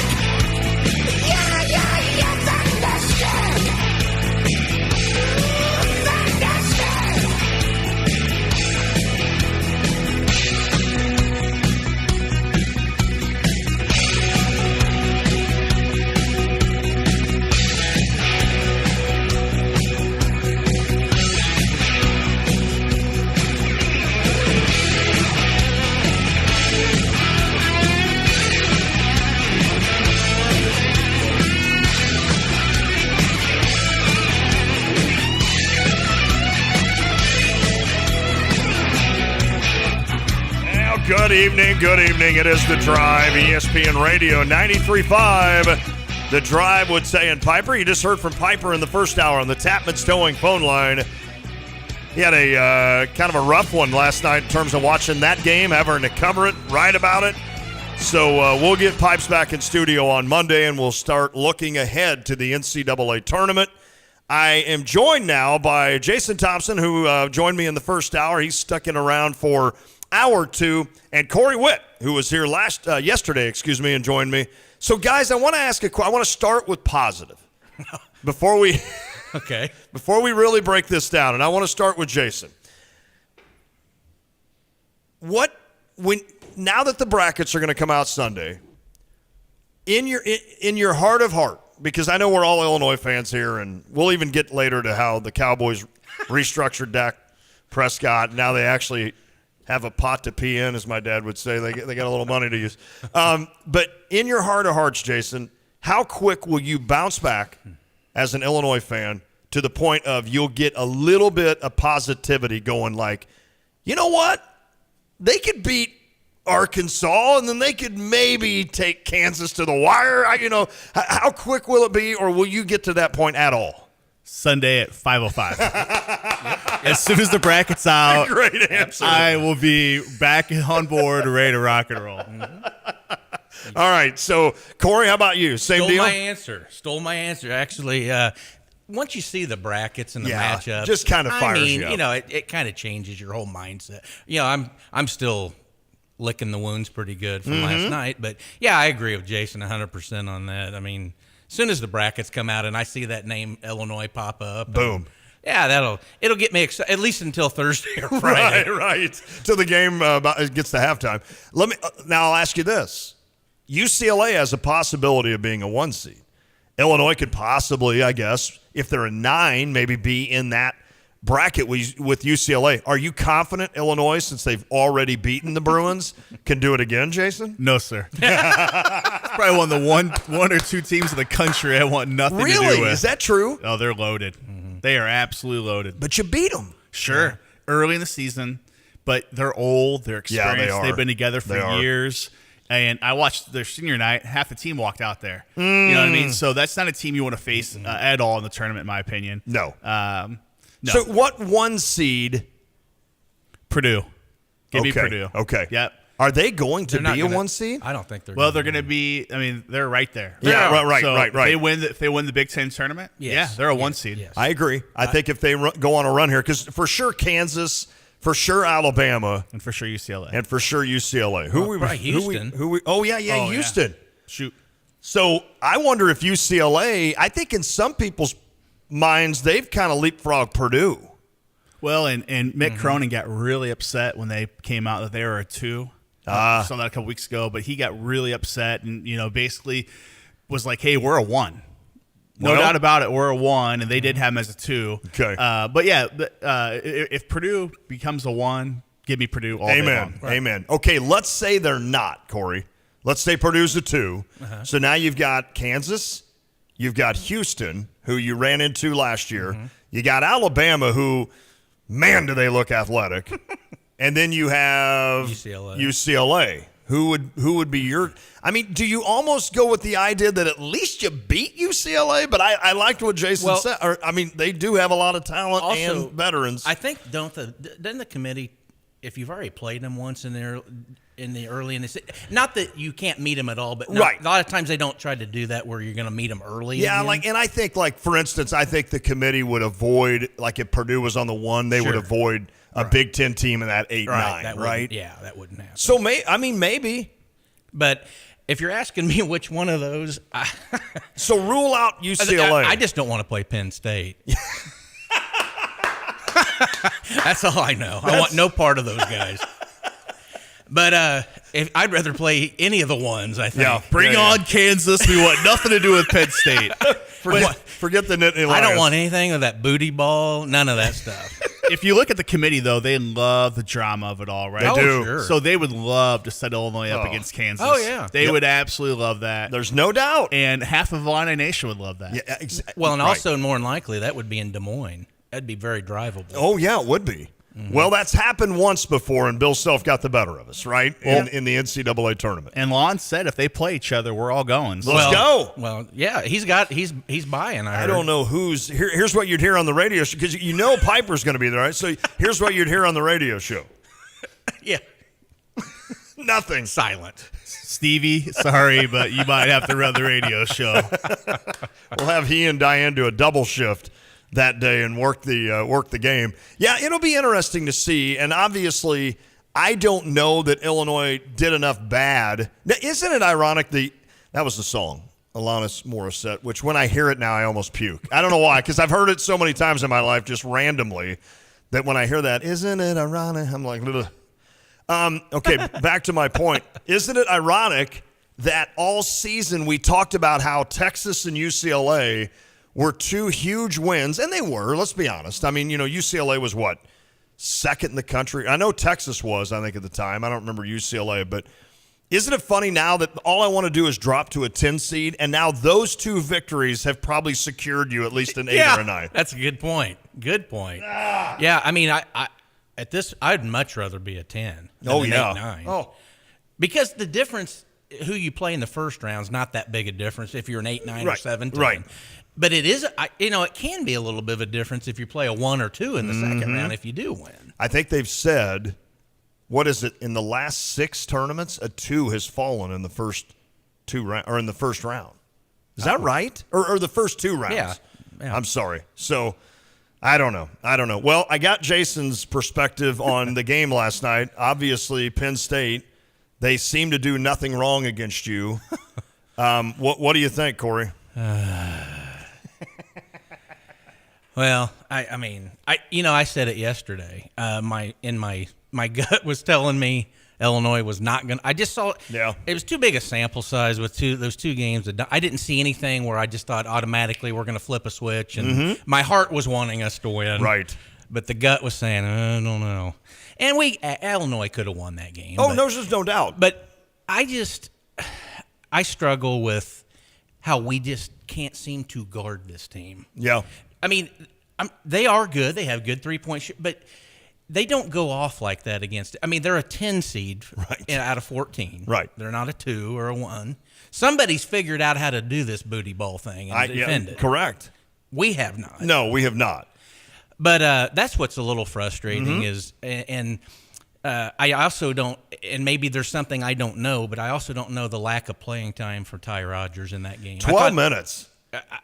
I thought he was a great matchup in that game. Well, was there a sickness or was I don't think so. I think Jason asked the question to Pipes, and he basically said because Dane was playing enough that maybe you don't put those 2 on the court. Would you agree with that, Jason? Yeah, that's what Piper said, that he didn't think that Underwood wanted both those guys being out there at the same time. But I was with Derek. I would have loved to have started Ty last night, and I'm instead of Dane. And I'm giving him as many minutes as he can take. Amen. He's a beast. He really is. And I agree. I heard Jason earlier that if that kid, barring injury, and he gets any kind of shot at all, he is going to be an absolute stud. He can be good. Yeah. Brad Underwood, right after the game. They beat us 3 times, so we obviously haven't figured out what the sauce is to beat them. You know, it's frustrating when you shoot 57% in the second half and lose. You know, they go to booty ball. You know, it's really, really hard to guard. And when you can keep the possession of the ball for 12, 13 seconds, 10 seconds, and just keep backing up, and you have no recourse in how you guard it because you can't touch them, it becomes very challenging. And if you double, he sprays it. So, they have the rule in the NBA that eliminates that, but they don't in college. So, obviously, Mike is an unbelievable coach. He's done a great job, and wish him luck in the NCAA tournament. So, you've lost that. You're going to have plenty of time here to rest, but how do you figure this out going into the NCAA tournament, Terrence? Shannon? Hey, what do you think you can tell some of the younger guys in the team now leading into the next tournament just a week from now? What do you feel like you can tell them to prepare them for that next one-and-done opportunity? Just get this game out their head. Get back in the gym. Take the days off that we have. Use that and watch film. See how we can get better. And just get prepared for March. The lights will be brighter. And if we lock in and play defense the way I know we can, we'll be fine. Can we stop something, too? Jason, I'll start with you. Can we stop the whole we're prepared, like we're built for March?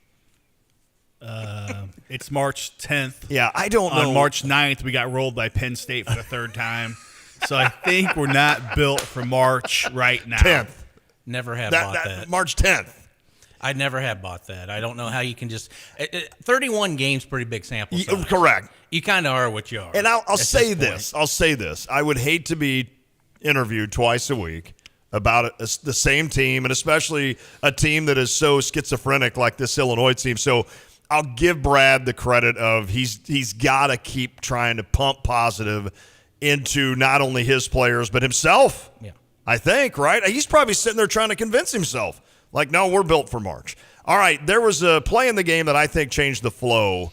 When we come back, we'll hear from the participant in that, and I want to get your opinions if you think it did the same thing. We'll also hear some more from Brad Underwood as we go along. If you want to weigh in, 359-2255. That's 217-359-2255. It is The Drive. tax breaks in 2022 for small businesses. I'm Ginny Cosola with your Fox Business Tax Tip, coming up after this. Kelly's Accounting does all tax types, individual, corporate, trust, partnerships, and estate, plus payroll and bookkeeping services. Your guardian angel in the finance department. Call their Monticello office, 762-5509, or visit kellysaccounting.com. Did you start a business in 2022? Bankrate Senior Industry Analyst Ted Rossman says there's a tax break for you. You're eligible for a deduction of up to $5,000 in startup expenses. And you may be eligible for less complicated filing. Sole proprietorships, freelancers, kind of like nascent businesses, that's actually something that you can file along with your personal tax form. And for last year, companies could deduct the entire cost of many business-related meals purchased from a restaurant. Ginny Cosola, Fox News. Hi, this is Amanda Jean. It's Inspire Your Wedding Showcase coming to Carmen's in downtown Champaign on Sunday, March 26th from 2 to 5. Find out how to learn, connect, and book services to create a magical day. Walk away with the wedding swag bag sponsored by Hamilton Walkers and the chance to win over $2,000 of raffle prizes, including a trip abroad to Mexico at Mayan Palace. Join us for our premier wedding showcase at Carmen's, 804 North Neal Street in downtown Champaign. For more information and bulk pricing, go to InspireYour.com.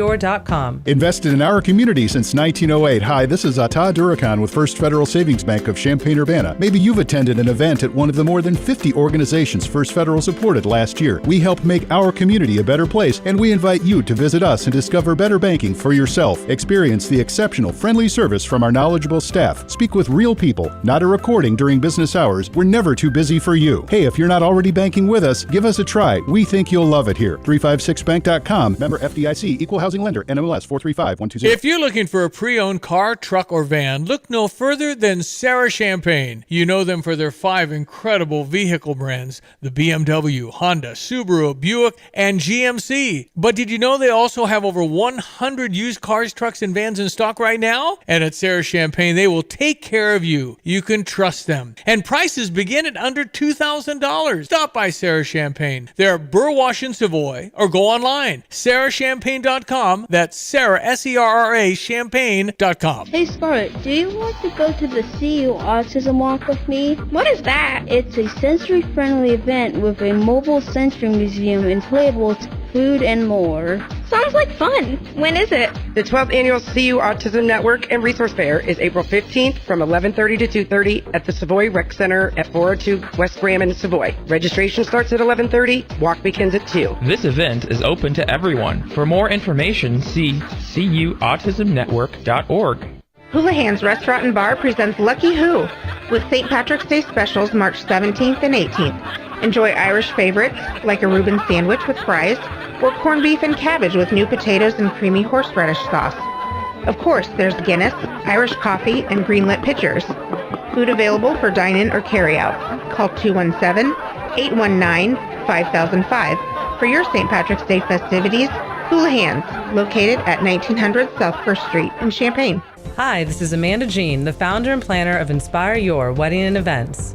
Join us for premier, interactive, inspirational, and immersive wedding showcase, bringing together wedding vendors and couples from all over Central Illinois. Curated design looks for your ceremony and reception table decor, savory and sweet bites, alongside complimentary signature cocktails and champagne as you walk the space, enjoying, connecting, learning, and booking wedding vendors for your magical day. Join us for our premier wedding showcase at Carmen's in downtown Champaign, 804 North Neal Street. For more information about attendee tickets and bulk pricing, go to InspireYour.com. And don't forget, you'll walk away with the wedding showcase swag bag sponsored by Hamilton Walkers and the opportunity to win an amazing trip for your honeymoon at Mayan Palace in Mexico. This wedding showcase is the last Sunday of the month from 2 to 5 at Carmen's in downtown Champaign.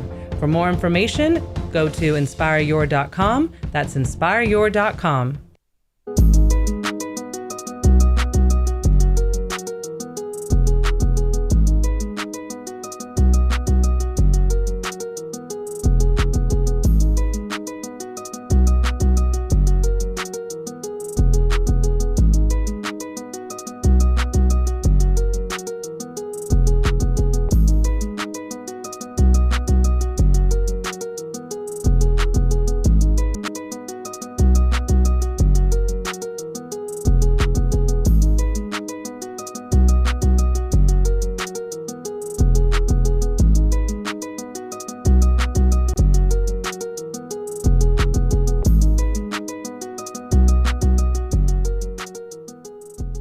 All right, it is The Drive, ESPN Radio 93.5. It's Friday. I'm letting you listen to all the music you can.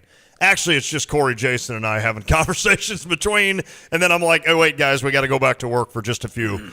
All right, it happened in the second half. Illinois was up, I believe, 3, and there was a made bucket by Dane Danger, and then he did make the free throw, which ultimately would have given you a 6-point lead. But in the celebration, Dane kind of pulled his knee up, slammed it to the ground. He says he'd shut his eyes, and then he headbutted Miles Dredd, who had come over. Isn't it amazing how Miles Dredd does nothing and then all of a sudden has, I think, maybe 2 of the biggest plays in that game? He hits a 3 late, which he only had one bucket the entire game. And then, of course, this technical.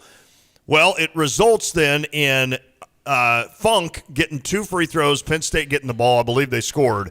And to me, it just felt like, and Jason and I talked about a little bit of this in the first half, or in the first hour, and I want to ask Jason's opinion, but Corey, I'll come to you first.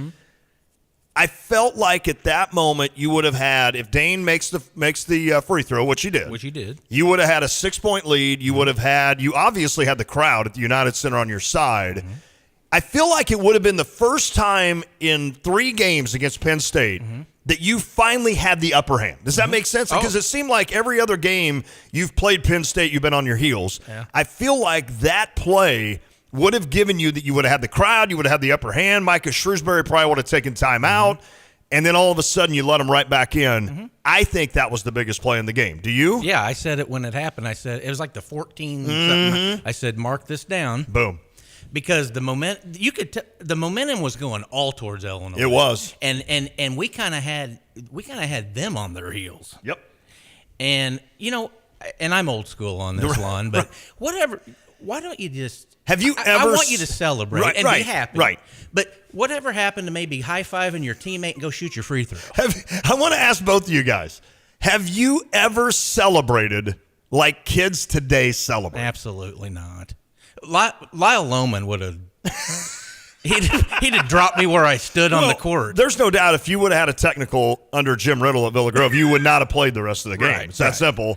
And I know we're like, we're the old people that but it's true. Like Jim Riddle, if you had a technical, you would have been done. Me too. For the game at least. Unless it was just like not your fault or whatever, you're retaliating for a punch or something. But I'm sure I still would have. I'm sure Lyle would have said something to the. Have you not made a basket before? Or is that your first one? Right, exactly. So Jason, like I get it, man. I understand that. You're on national TV. You're on. The pressure's there. I get this, but why? Why do we have to celebrate like that? And it ends up resulting in a technical. Well, in today's game, they're always on television. That's a good point. It's not even it shouldn't even be a deal anymore, right? Every single game is on if you're a Power 5 team. Yep. I mean, I can watch non-Power 5 teams on ESPN Plus every night, right? On my Hulu, right? Yep. Right in my living room. Watch every SIU game if you want. Right, exactly right. And so I don't get it. I don't understand it. I do feel bad for Dane. Because, I do too. Like he did not realize he did it. Had no intent, of course. I agree. Like I really believe, as he kept walking, like he didn't even know he did anything. Right. And then the whole staff's kind of looking at each other. And if you look at the ref, he didn't know anything. No, happened. Dredd is the one that Miles when he Dredd sold pointed. it. Yeah, when he sold it and Totally. pointed, then the ref's like, well, what the heck happened? Let's go look at the monitor. Exactly. Let's review it. And so in the old days, they wouldn't have even reviewed it. They should have said, play on, shoot your free throw and inbounds the ball, and here we go. Well, I'll ask you this, and Jason, can you do some research for me? Wes just said the Bears just traded their first pick to the Panthers. I'm on it. Now, we're going to have to cut in with some breaking news if that happened, but to get back to this, I know he didn't mean to do it, and I know he didn't know he meant to do it, but haven't we seen this over and over, right? This isn't like never occurs and all of a sudden. Now I will say this, the R.J. Melendez technical against Houston was ridiculous. Yeah. Did you see Edey today when his No. dunk? He hung on there like he was on a jungle gym. Well, there was a Penn State guy no, not a Penn State. Who was the game before? Maybe Rutgers? I don't know, but yeah, they did like a pull-up. Yeah. And I'm like, what is going on? Anyway, it happened, and I felt like it affected the flow. And Terrence Shannon Jr. agreed, but here's Dane first. Dane, can you walk us through what happened on that technical, what the explanation was for you? I had scored, and then I just celebrated. I didn't see him. I had my eyes closed, so I didn't know he was right in front of me. So I ran into him, tried to talk to the ref about it, but he said things about concussions and stuff like that. So, yeah. Right-hand side, second row. Terrence, you touched on that play being a big momentum swing. How difficult was that for you guys when it could have been 6 right there and even 7 if Dane makes it, and instead it's 4?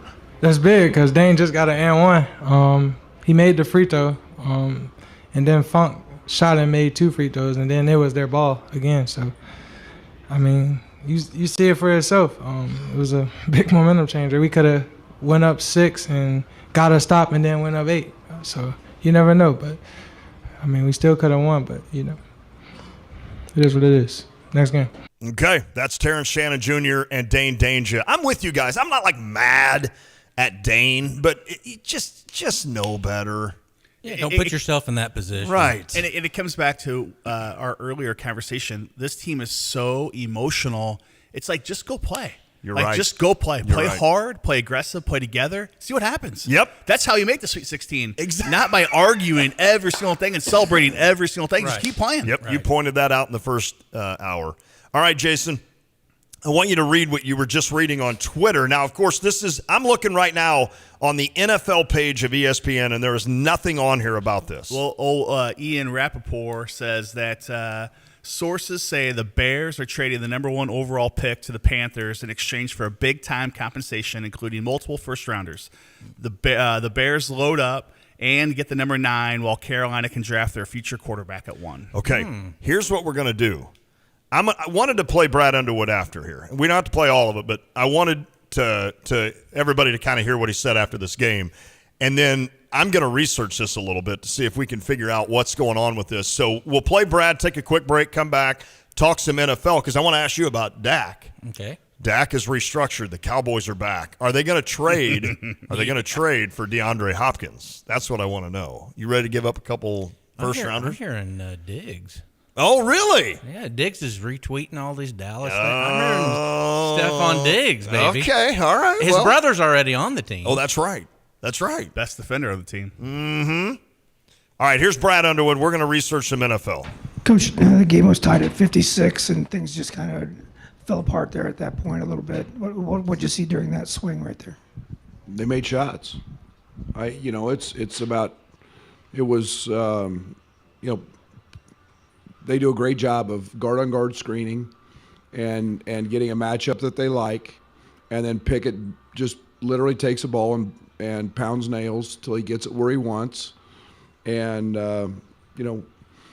Ty Rodgers helped on one and gave up a 3. And you fight that decision. Do you want to double? And, he was 4 of 10. They were just 2s. But then we had a couple opportunities. We got fouled. We missed a couple in the paint, and all of a sudden, it's a little bit of a run. So, left-hand side, Dave.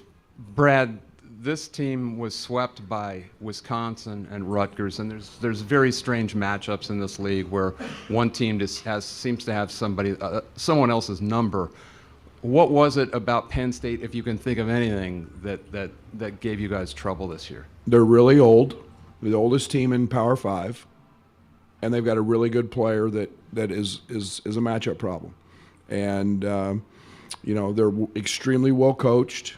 And like I said, we've swept teams too. So it's all about matchups, and they're a tough matchup for us. And any mistake we made defensively, they have, and we've never guarded Funk. So Funk's had 126 points. I don't know what he's had against us, but we haven't guarded him very well. In the middle, second row. Brian, after the last couple games, what's kind of the key to getting the most out of Matt here in the NCAA tournament now in the next week or two? Yeah, he's a 23-year-old grown man, veteran, and he's been there, done that before, and he was very, very good early, and there's no doubt we need him to be excellent as we move forward. And like I said, we've beaten great teams, and we are one. We need him to be very, very, very big part of this. Left-hand side on the aisle. Yeah, Brad, Penn State's one of the worst percentage-wise offensive rebounding teams. Tonight they get 10 offensive rebounds, 11 second chance points. Is that something you're disappointed in, or just kind of luck of the draw, bounce of the ball? I mean, we blocked 3 or 4 shots that Lundy got back in the first half. I think all of his rebounds, except one, I think were off blocked shots. That's a little bit of luck. But, again, yeah, I mean, that's not what we do. I mean, we end up with 11, they end up with 10, and you know, you want to eliminate those. But, you know, the way the ball bounced today. Second row, middle left. Brad, how much you need to address late game offense? There have been some close games where you guys haven't been able to execute down the stretch. They went on a 17-4 run. How do you see that going into NCAA tournament? Better be better. Better execute. I mean, we've tried ball screens. We obviously have been without Jaden. He helps in those moments, getting us into stuff. That's a knock to Terrence. We were pretty good against Michigan doing it. So again, it was more our defense tonight than anything. I'm more worried about what we're doing on the defensive side than the offensive side. Coleman missed a couple of bunnies. You know, we had. You know, I'll go back and look at the film to see what our looks are, but you know, it's a young team that has had at times challenges executing, and that's no secret. We're going to take 2 more, far left-hand side. Over here, Brad. Hi. I was going to ask you something else, but you just said you're more concerned about the defensive side. I guess my question is there enough there on the offensive side that a run in the tournament is possible? I don't know. We were 25 down at half to Purdue in their building, and found enough offense to do okay. You know, we've beaten UCLA, we've beaten Texas, we've beaten a lot of good teams in this league. I think there's plenty there. I think it's really hard to night in and night out. We've built our program on how do you win when the ball doesn't go in. And that's where we've struggled the most. Is, you know, hey, there's no secret we're last in the league in 3-point shooting, and Matt's a big part of that, and Coleman's a big part of that. Luke has obviously helped, but we've got to make some threes, but we obviously just shot 57%. And lost. So I'm a little more worried about what we do on the defensive side when that ball doesn't go in. And the NCAA tournament becomes a grind. And you got to have guys who can make baskets. We do have that. Matt's a terrific isolation player, as is Terrence. And you know, we'll give it a whirl next week wherever they tell us, and against somebody that's not in the Big Ten. We'll finish with Jeremy in the front row.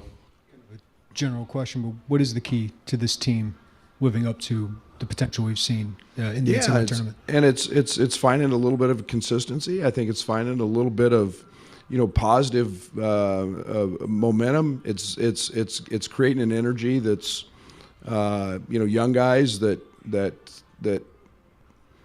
keep growing. I'm excited. This team can go as long and as far as they want to be. We've proven that. I thought we played pretty hard tonight. And again, it's just, you know, give Penn State credit. You know, it was more them than I think it was us. And you know, you have those nights. And, you know, we started getting a little balance with Dane. I thought he was terrific tonight. And then we started getting, you know, with Coleman and Terrence. And, you know, we get Matt going. And we've gotten pretty good shots with Luke. Then I think get RJ going. I think we're in pretty good shape. At Busey Bank, we're proud to serve our local community through financial guidance and community investment. Offering sound advice and actionable insight, Busey builds financial strength, supports homeownership dreams, and offers customized lending strategies, connecting with our neighbors to build stronger communities. Busey Bank, Equal Housing Lender, member FDIC. Proud to be the official bank of the Fighting Illini.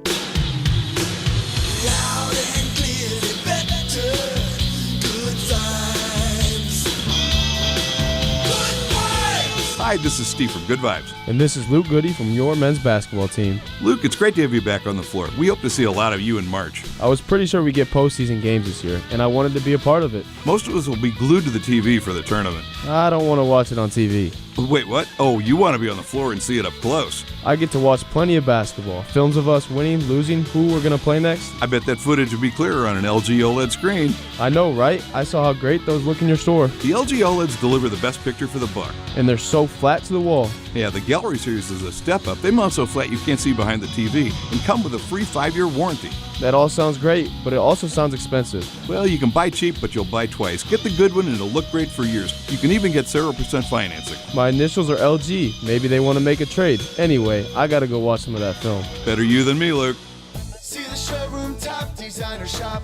Flooring Surface is your first stop. Amazing selection, price, and style on hardwoods, laminates, carpet, and tile. Low prices on high fashion. Step up the flooring that gets a wow reaction. See the showroom top designer shop. Flooring Surface is your first stop. Flooring Surface is your first stop. Flooring Surfaces now offers beautiful window fashions. Our interior design team will custom fit shade, shutters, and blinds to any size opening. Visit the showroom to see the latest fashions from Graber and Hunter Douglas, or request an in-home consultation. Whether it's floors or windows, Flooring Surfaces has you covered. See us today at 401 Mercury Drive in Champaign. See the showroom top designer shop. Flooring Surface is your first stop. Flooring Surface is your first stop. Norm Miller here, chairman of Interstate Batteries. You know, without batteries, life would be pretty lifeless. That's why Interstate All Battery Centers carry them in every size, shape, and style, so you can drive, drill, call, film, or do whatever it is you want to do. Stop in today. They've got the power to keep you going. Interstate All Battery Center. Outrageously dependable. Interstate All Battery Center. You'll find them outrageously dependable just over Interstate 74 at 2504 North Mattis Avenue in Champaign, with batteries for most every application in stock. Switching is easy. We do it all the time. We switch on the lights. We switch TV channels. Some of us switch partners while square dancing. Well, that's a stretch. But what's not a stretch is how you can switch and save with State Farm. In fact, State Farm agent Kurt Lenschow right here in Champaign-Urbana can switch you over so you can start saving today. Kurt and his team are ready to welcome you to the State Farm neighborhood. It's easy to switch and save. Just give them a call when you want the real deal. Like a good neighbor, State Farm is there. Hi, it's Stevie J. Sit back and relax and take the drive with Lonte and Derek Piper. Weekdays 4 to 6 right here on ESPN Radio 93.5.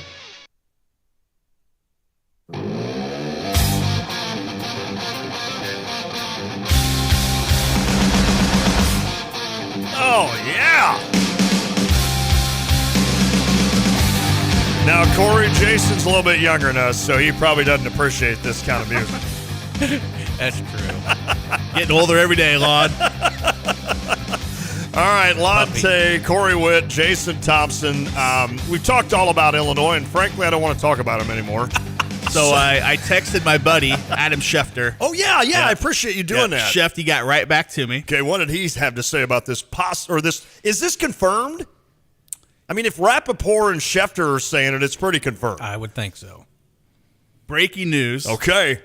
Adam Schefter, Shefty, Bears are getting number 9, 61, first-round pick in 24, second-round pick in 25, and DJ Moore. All right, the wide receiver from the Panthers. I told you guys before you got a hold of your buddy Shefty, I said, I wonder if DJ Moore's part of that. Because the Bears need wide receiver help, and obviously, okay, let me think about this.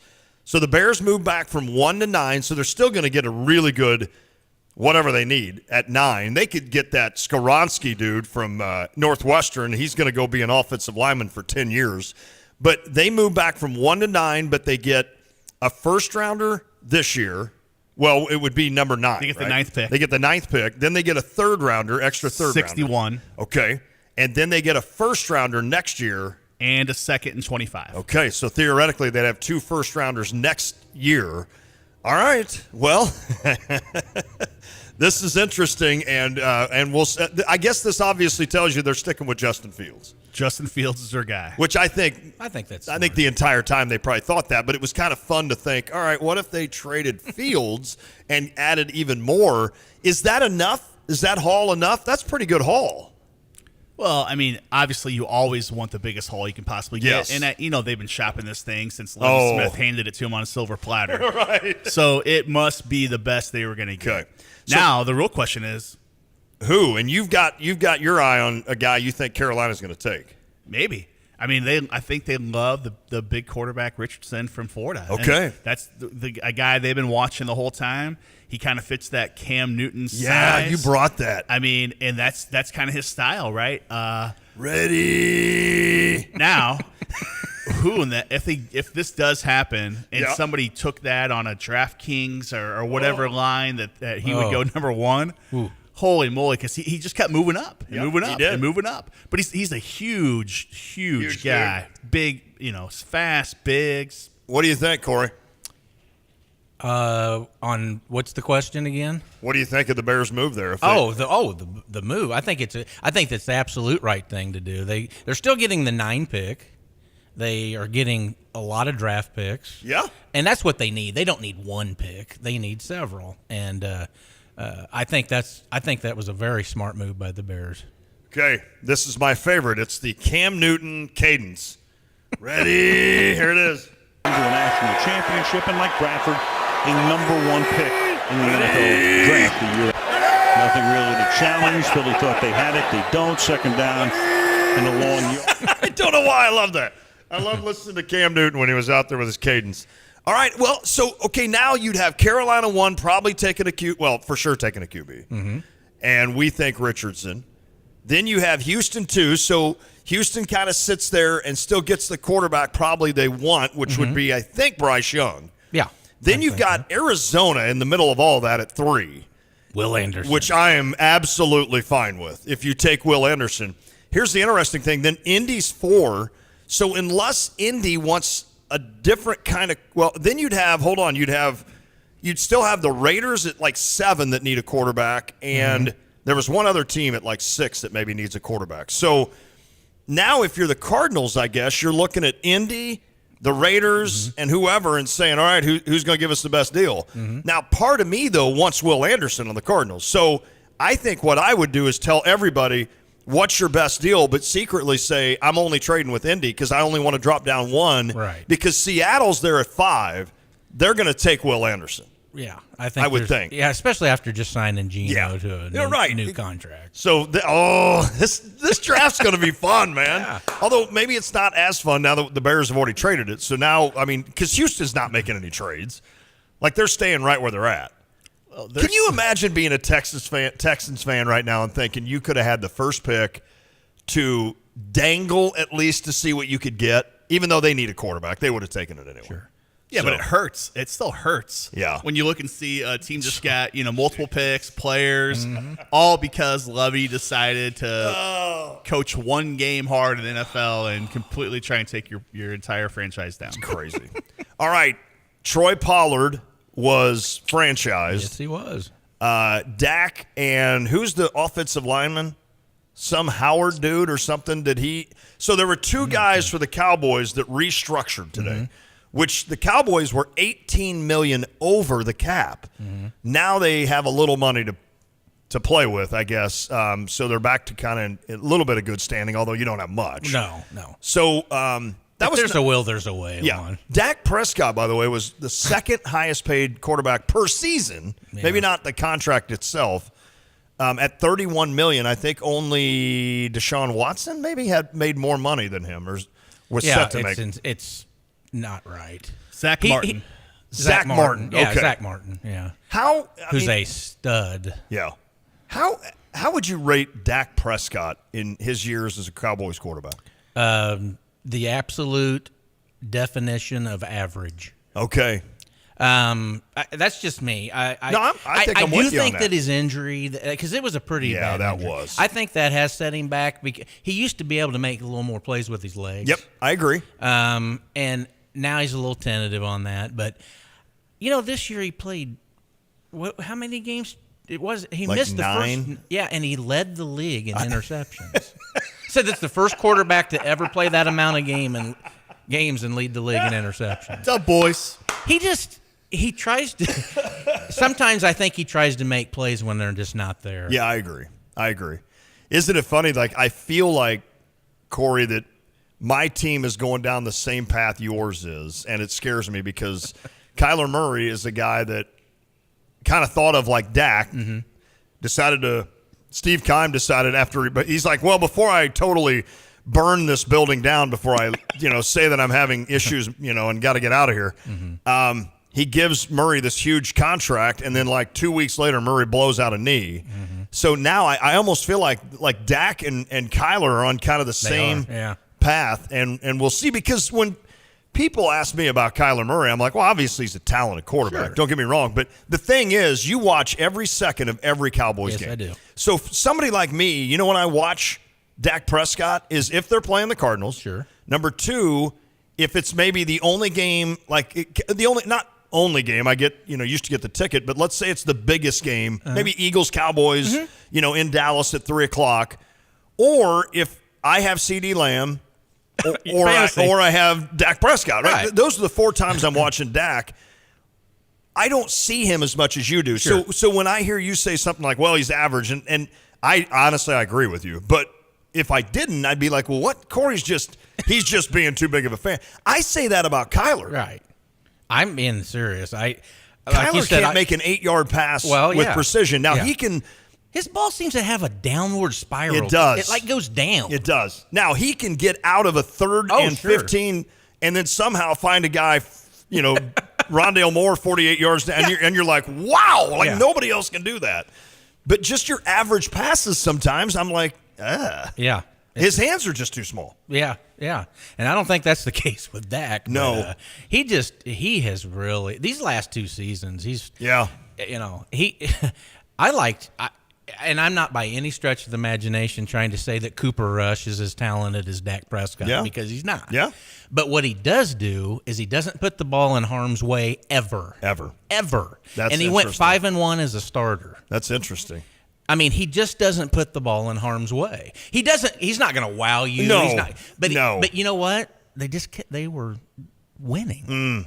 Is Zach gone, or is Elliott gone? It would take a huge restructure on his part too. I agree. think. I worry about Pollard. He went down in that playoff game. That was a very serious man. game. I tell you what, he might, if he's a healthy, stud. He'd be my first pick, I think, next year in the draft. Jason, I got to get you involved with Jimmy Garoppolo.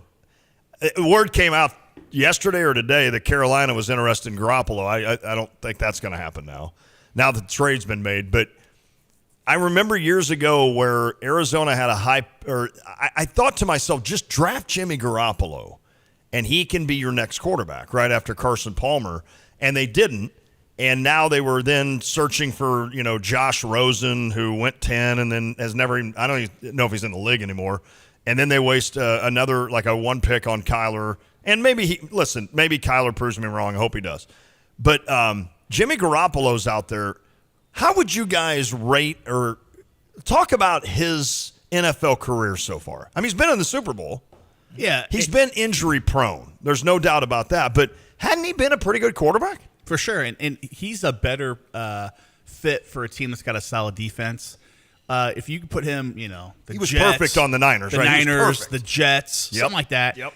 He doesn't, need to be winging it 50 times a game, and he's not, Aaron Rodgers, where he wants to wing it 50 times a game. But you put a great running game with him. You put him like, the Ravens even. Yeah. They have a great defense. I mean, they're in a world of hurt right now, trying to figure out their situation with Lamar. They are. And it's a lot of things are coming up right now. Right, as I'm researching this Bears stuff. It doesn't look good for Aaron Rodgers and the Packers. Oh, really? And this is coming from their. You mean staying with the Packers? Right. Okay. They had, it looks like some interviews with Mark Murphy today, and it's kind of sounding like they're going to find a better fit for everybody. So, and Derek Piper and Muhammad. Everything is awesome. Aaron Rodgers is finally gone. Everything is awesome. Yeah. He owns the Bears. A lot going on. Jets, Jets. That'd be interesting. I mean, would you go and play for the Jets? I don't. I think they're a quarterback away from being pretty good. I've got to see it. Yeah. They flew Aaron everyone Rodgers, out to meet him. Yeah, they did. I mean, they sent everybody. Well, look at it. Look at the Packers when they haven't had Aaron Rodgers when he's been hurt. Look at the difference he made. No, there's no doubt. You don't think Jordan Love's going to lead him to the Super Bowl? I do not. Okay. I would trade Kyler Murray right now, 1-for-1. For Jordan Love? For Aaron Rodgers. For Aaron Rodgers. For Jordan Love. All right, guys, as we do on Fridays, and before we forget, we always enjoy saluting those out there that have worked their tails off all week. It's time for the weekend. It's time for you to have some fun. Now, guys like us, we just happen to, during the week, sometimes have fun too. So we don't necessarily wait until tonight and this. But for those that have, I was going to say let's salute a toast to the Illini as they get ready to face number 2 Northwestern. But, of course, that's out the window. How about this? How about we go simple and we go positive? Even though they're both probably going to be 9 seeds, let's salute having both Illini basketball teams in the NCAA tournament. Yeah. Heck yeah. Might be the first time I've watched the women's pairing show. I mean, I'm going to. Right? Yeah, but that's great. No, I agree. I can't. And that's not even like I could laugh at that and nobody should take offense because our basketball program has been ridiculous. So it wasn't anything to do with you not. I mean, you would have watched them if Illinois would have been in there. But I've really enjoyed watching oh this my team. gosh. It's Shauna Green and that crew. They've done a great job. I love her style. They play the right way. She's like, I was about ready to say she's mean. Intense. She's probably super. Intense. She's intense. That's She's the better very word. intense. She accidentally turned on our show and she's like, well, Lante said I'm mean. Who's he again? All right, here's to both teams. Happy hour. Oh, just listen. Oh, that's such. Sounds good. Ah, that's such a good sound. What would we do without cold beer? Be about 35 pounds less. That's a good answer. And a fact. A fact. Hey, Lon, real quick. That Alec Murdaugh, whatever, he must have been a big drinker because right. he's thin as can. Of course, there's probably a lot of stress going on with that. Hey, before we drop off, Yes. 2 quick notes locally. Pretty cool to see Kendall Gill's son here in Champaign Yeah, today. and they're playing for the title tomorrow? No, they got beat. They're playing for 3rd, 4th. So good luck to Phoenix Gill. Got it. And big time congratulations to Tuscola boys basketball. Absolutely. Taking home that 3rd place trophy, representing Central Illinois. There's no doubt. Justin Bozarth and that crew. What's their saying? Build the brand is what they're doing. Of course, they won the 3rd place game against Bloomington Cornerstone Christian Academy or something. I don't know. Yep. There's like 18 different words for that. So, yeah, congrats to the Warriors. What a season. And I honestly am going to try to – I told Andrew this the other day. I'm going to go back at some point and, if nothing else, watch the 4 overtimes of that Altamont-Tuscola game. Unreal. I can't imagine. Like, I know what I'm like as a parent watching games and how nervous I get. Yeah. I don't think I could have handled that. That would have been brutal. Oh. You need about 30 bottles of water. Just chugging the waters. Didn't Tuscola make threes to send it in overtime twice or something? Is that right? I don't know. I don't know. So. I think it did. I need to go back. I was down at the Floribama. Oh, having a speaking of having one through the week. Having a couple cold ones. Hey, and good luck to Kara's daughter tonight. Yes, yeah, Muhammad Seymour in the 7th grade state. So play the team we can't pronounce. Yeah, it's a weird. What did I say it was? Shamanoa. It's not the Bulldogs. We know that. Oh, right, that's exactly right. All right, Jason, thank you. Corey, thank you. Everybody have a great weekend. No stress tonight on Illinois. Happy Friday. That's the silver lining. Invested in our community since 1908. Hi, this is Todd Durakan with First Federal Savings Bank of Champaign-Urbana. Maybe you've attended an event at one of the more than 50 organizations First Federal supported last year. We help make our community a better place, and we invite you to visit us and discover better banking for yourself. Experience the exceptional, friendly service from our knowledgeable staff. Speak with real people, not a recording during business hours. We're never too busy for you. Hey, if you're not already banking with us, give us a try. We think you'll love it here. 356bank.com. Member FDIC, Equal Housing Lender, NMLS 435120. Want unbeatable prices on your next furniture purchase, but also seeking that local hometown feel?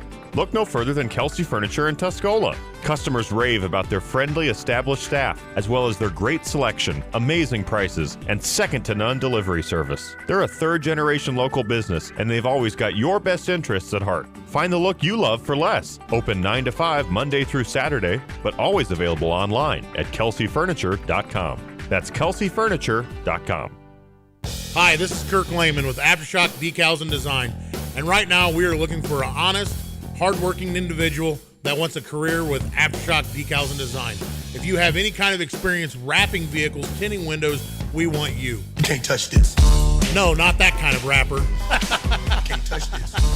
Please go to our website at aftershockdd.com, click on the Jobs tab, and send in your resume. We want you. aftershockdd.com.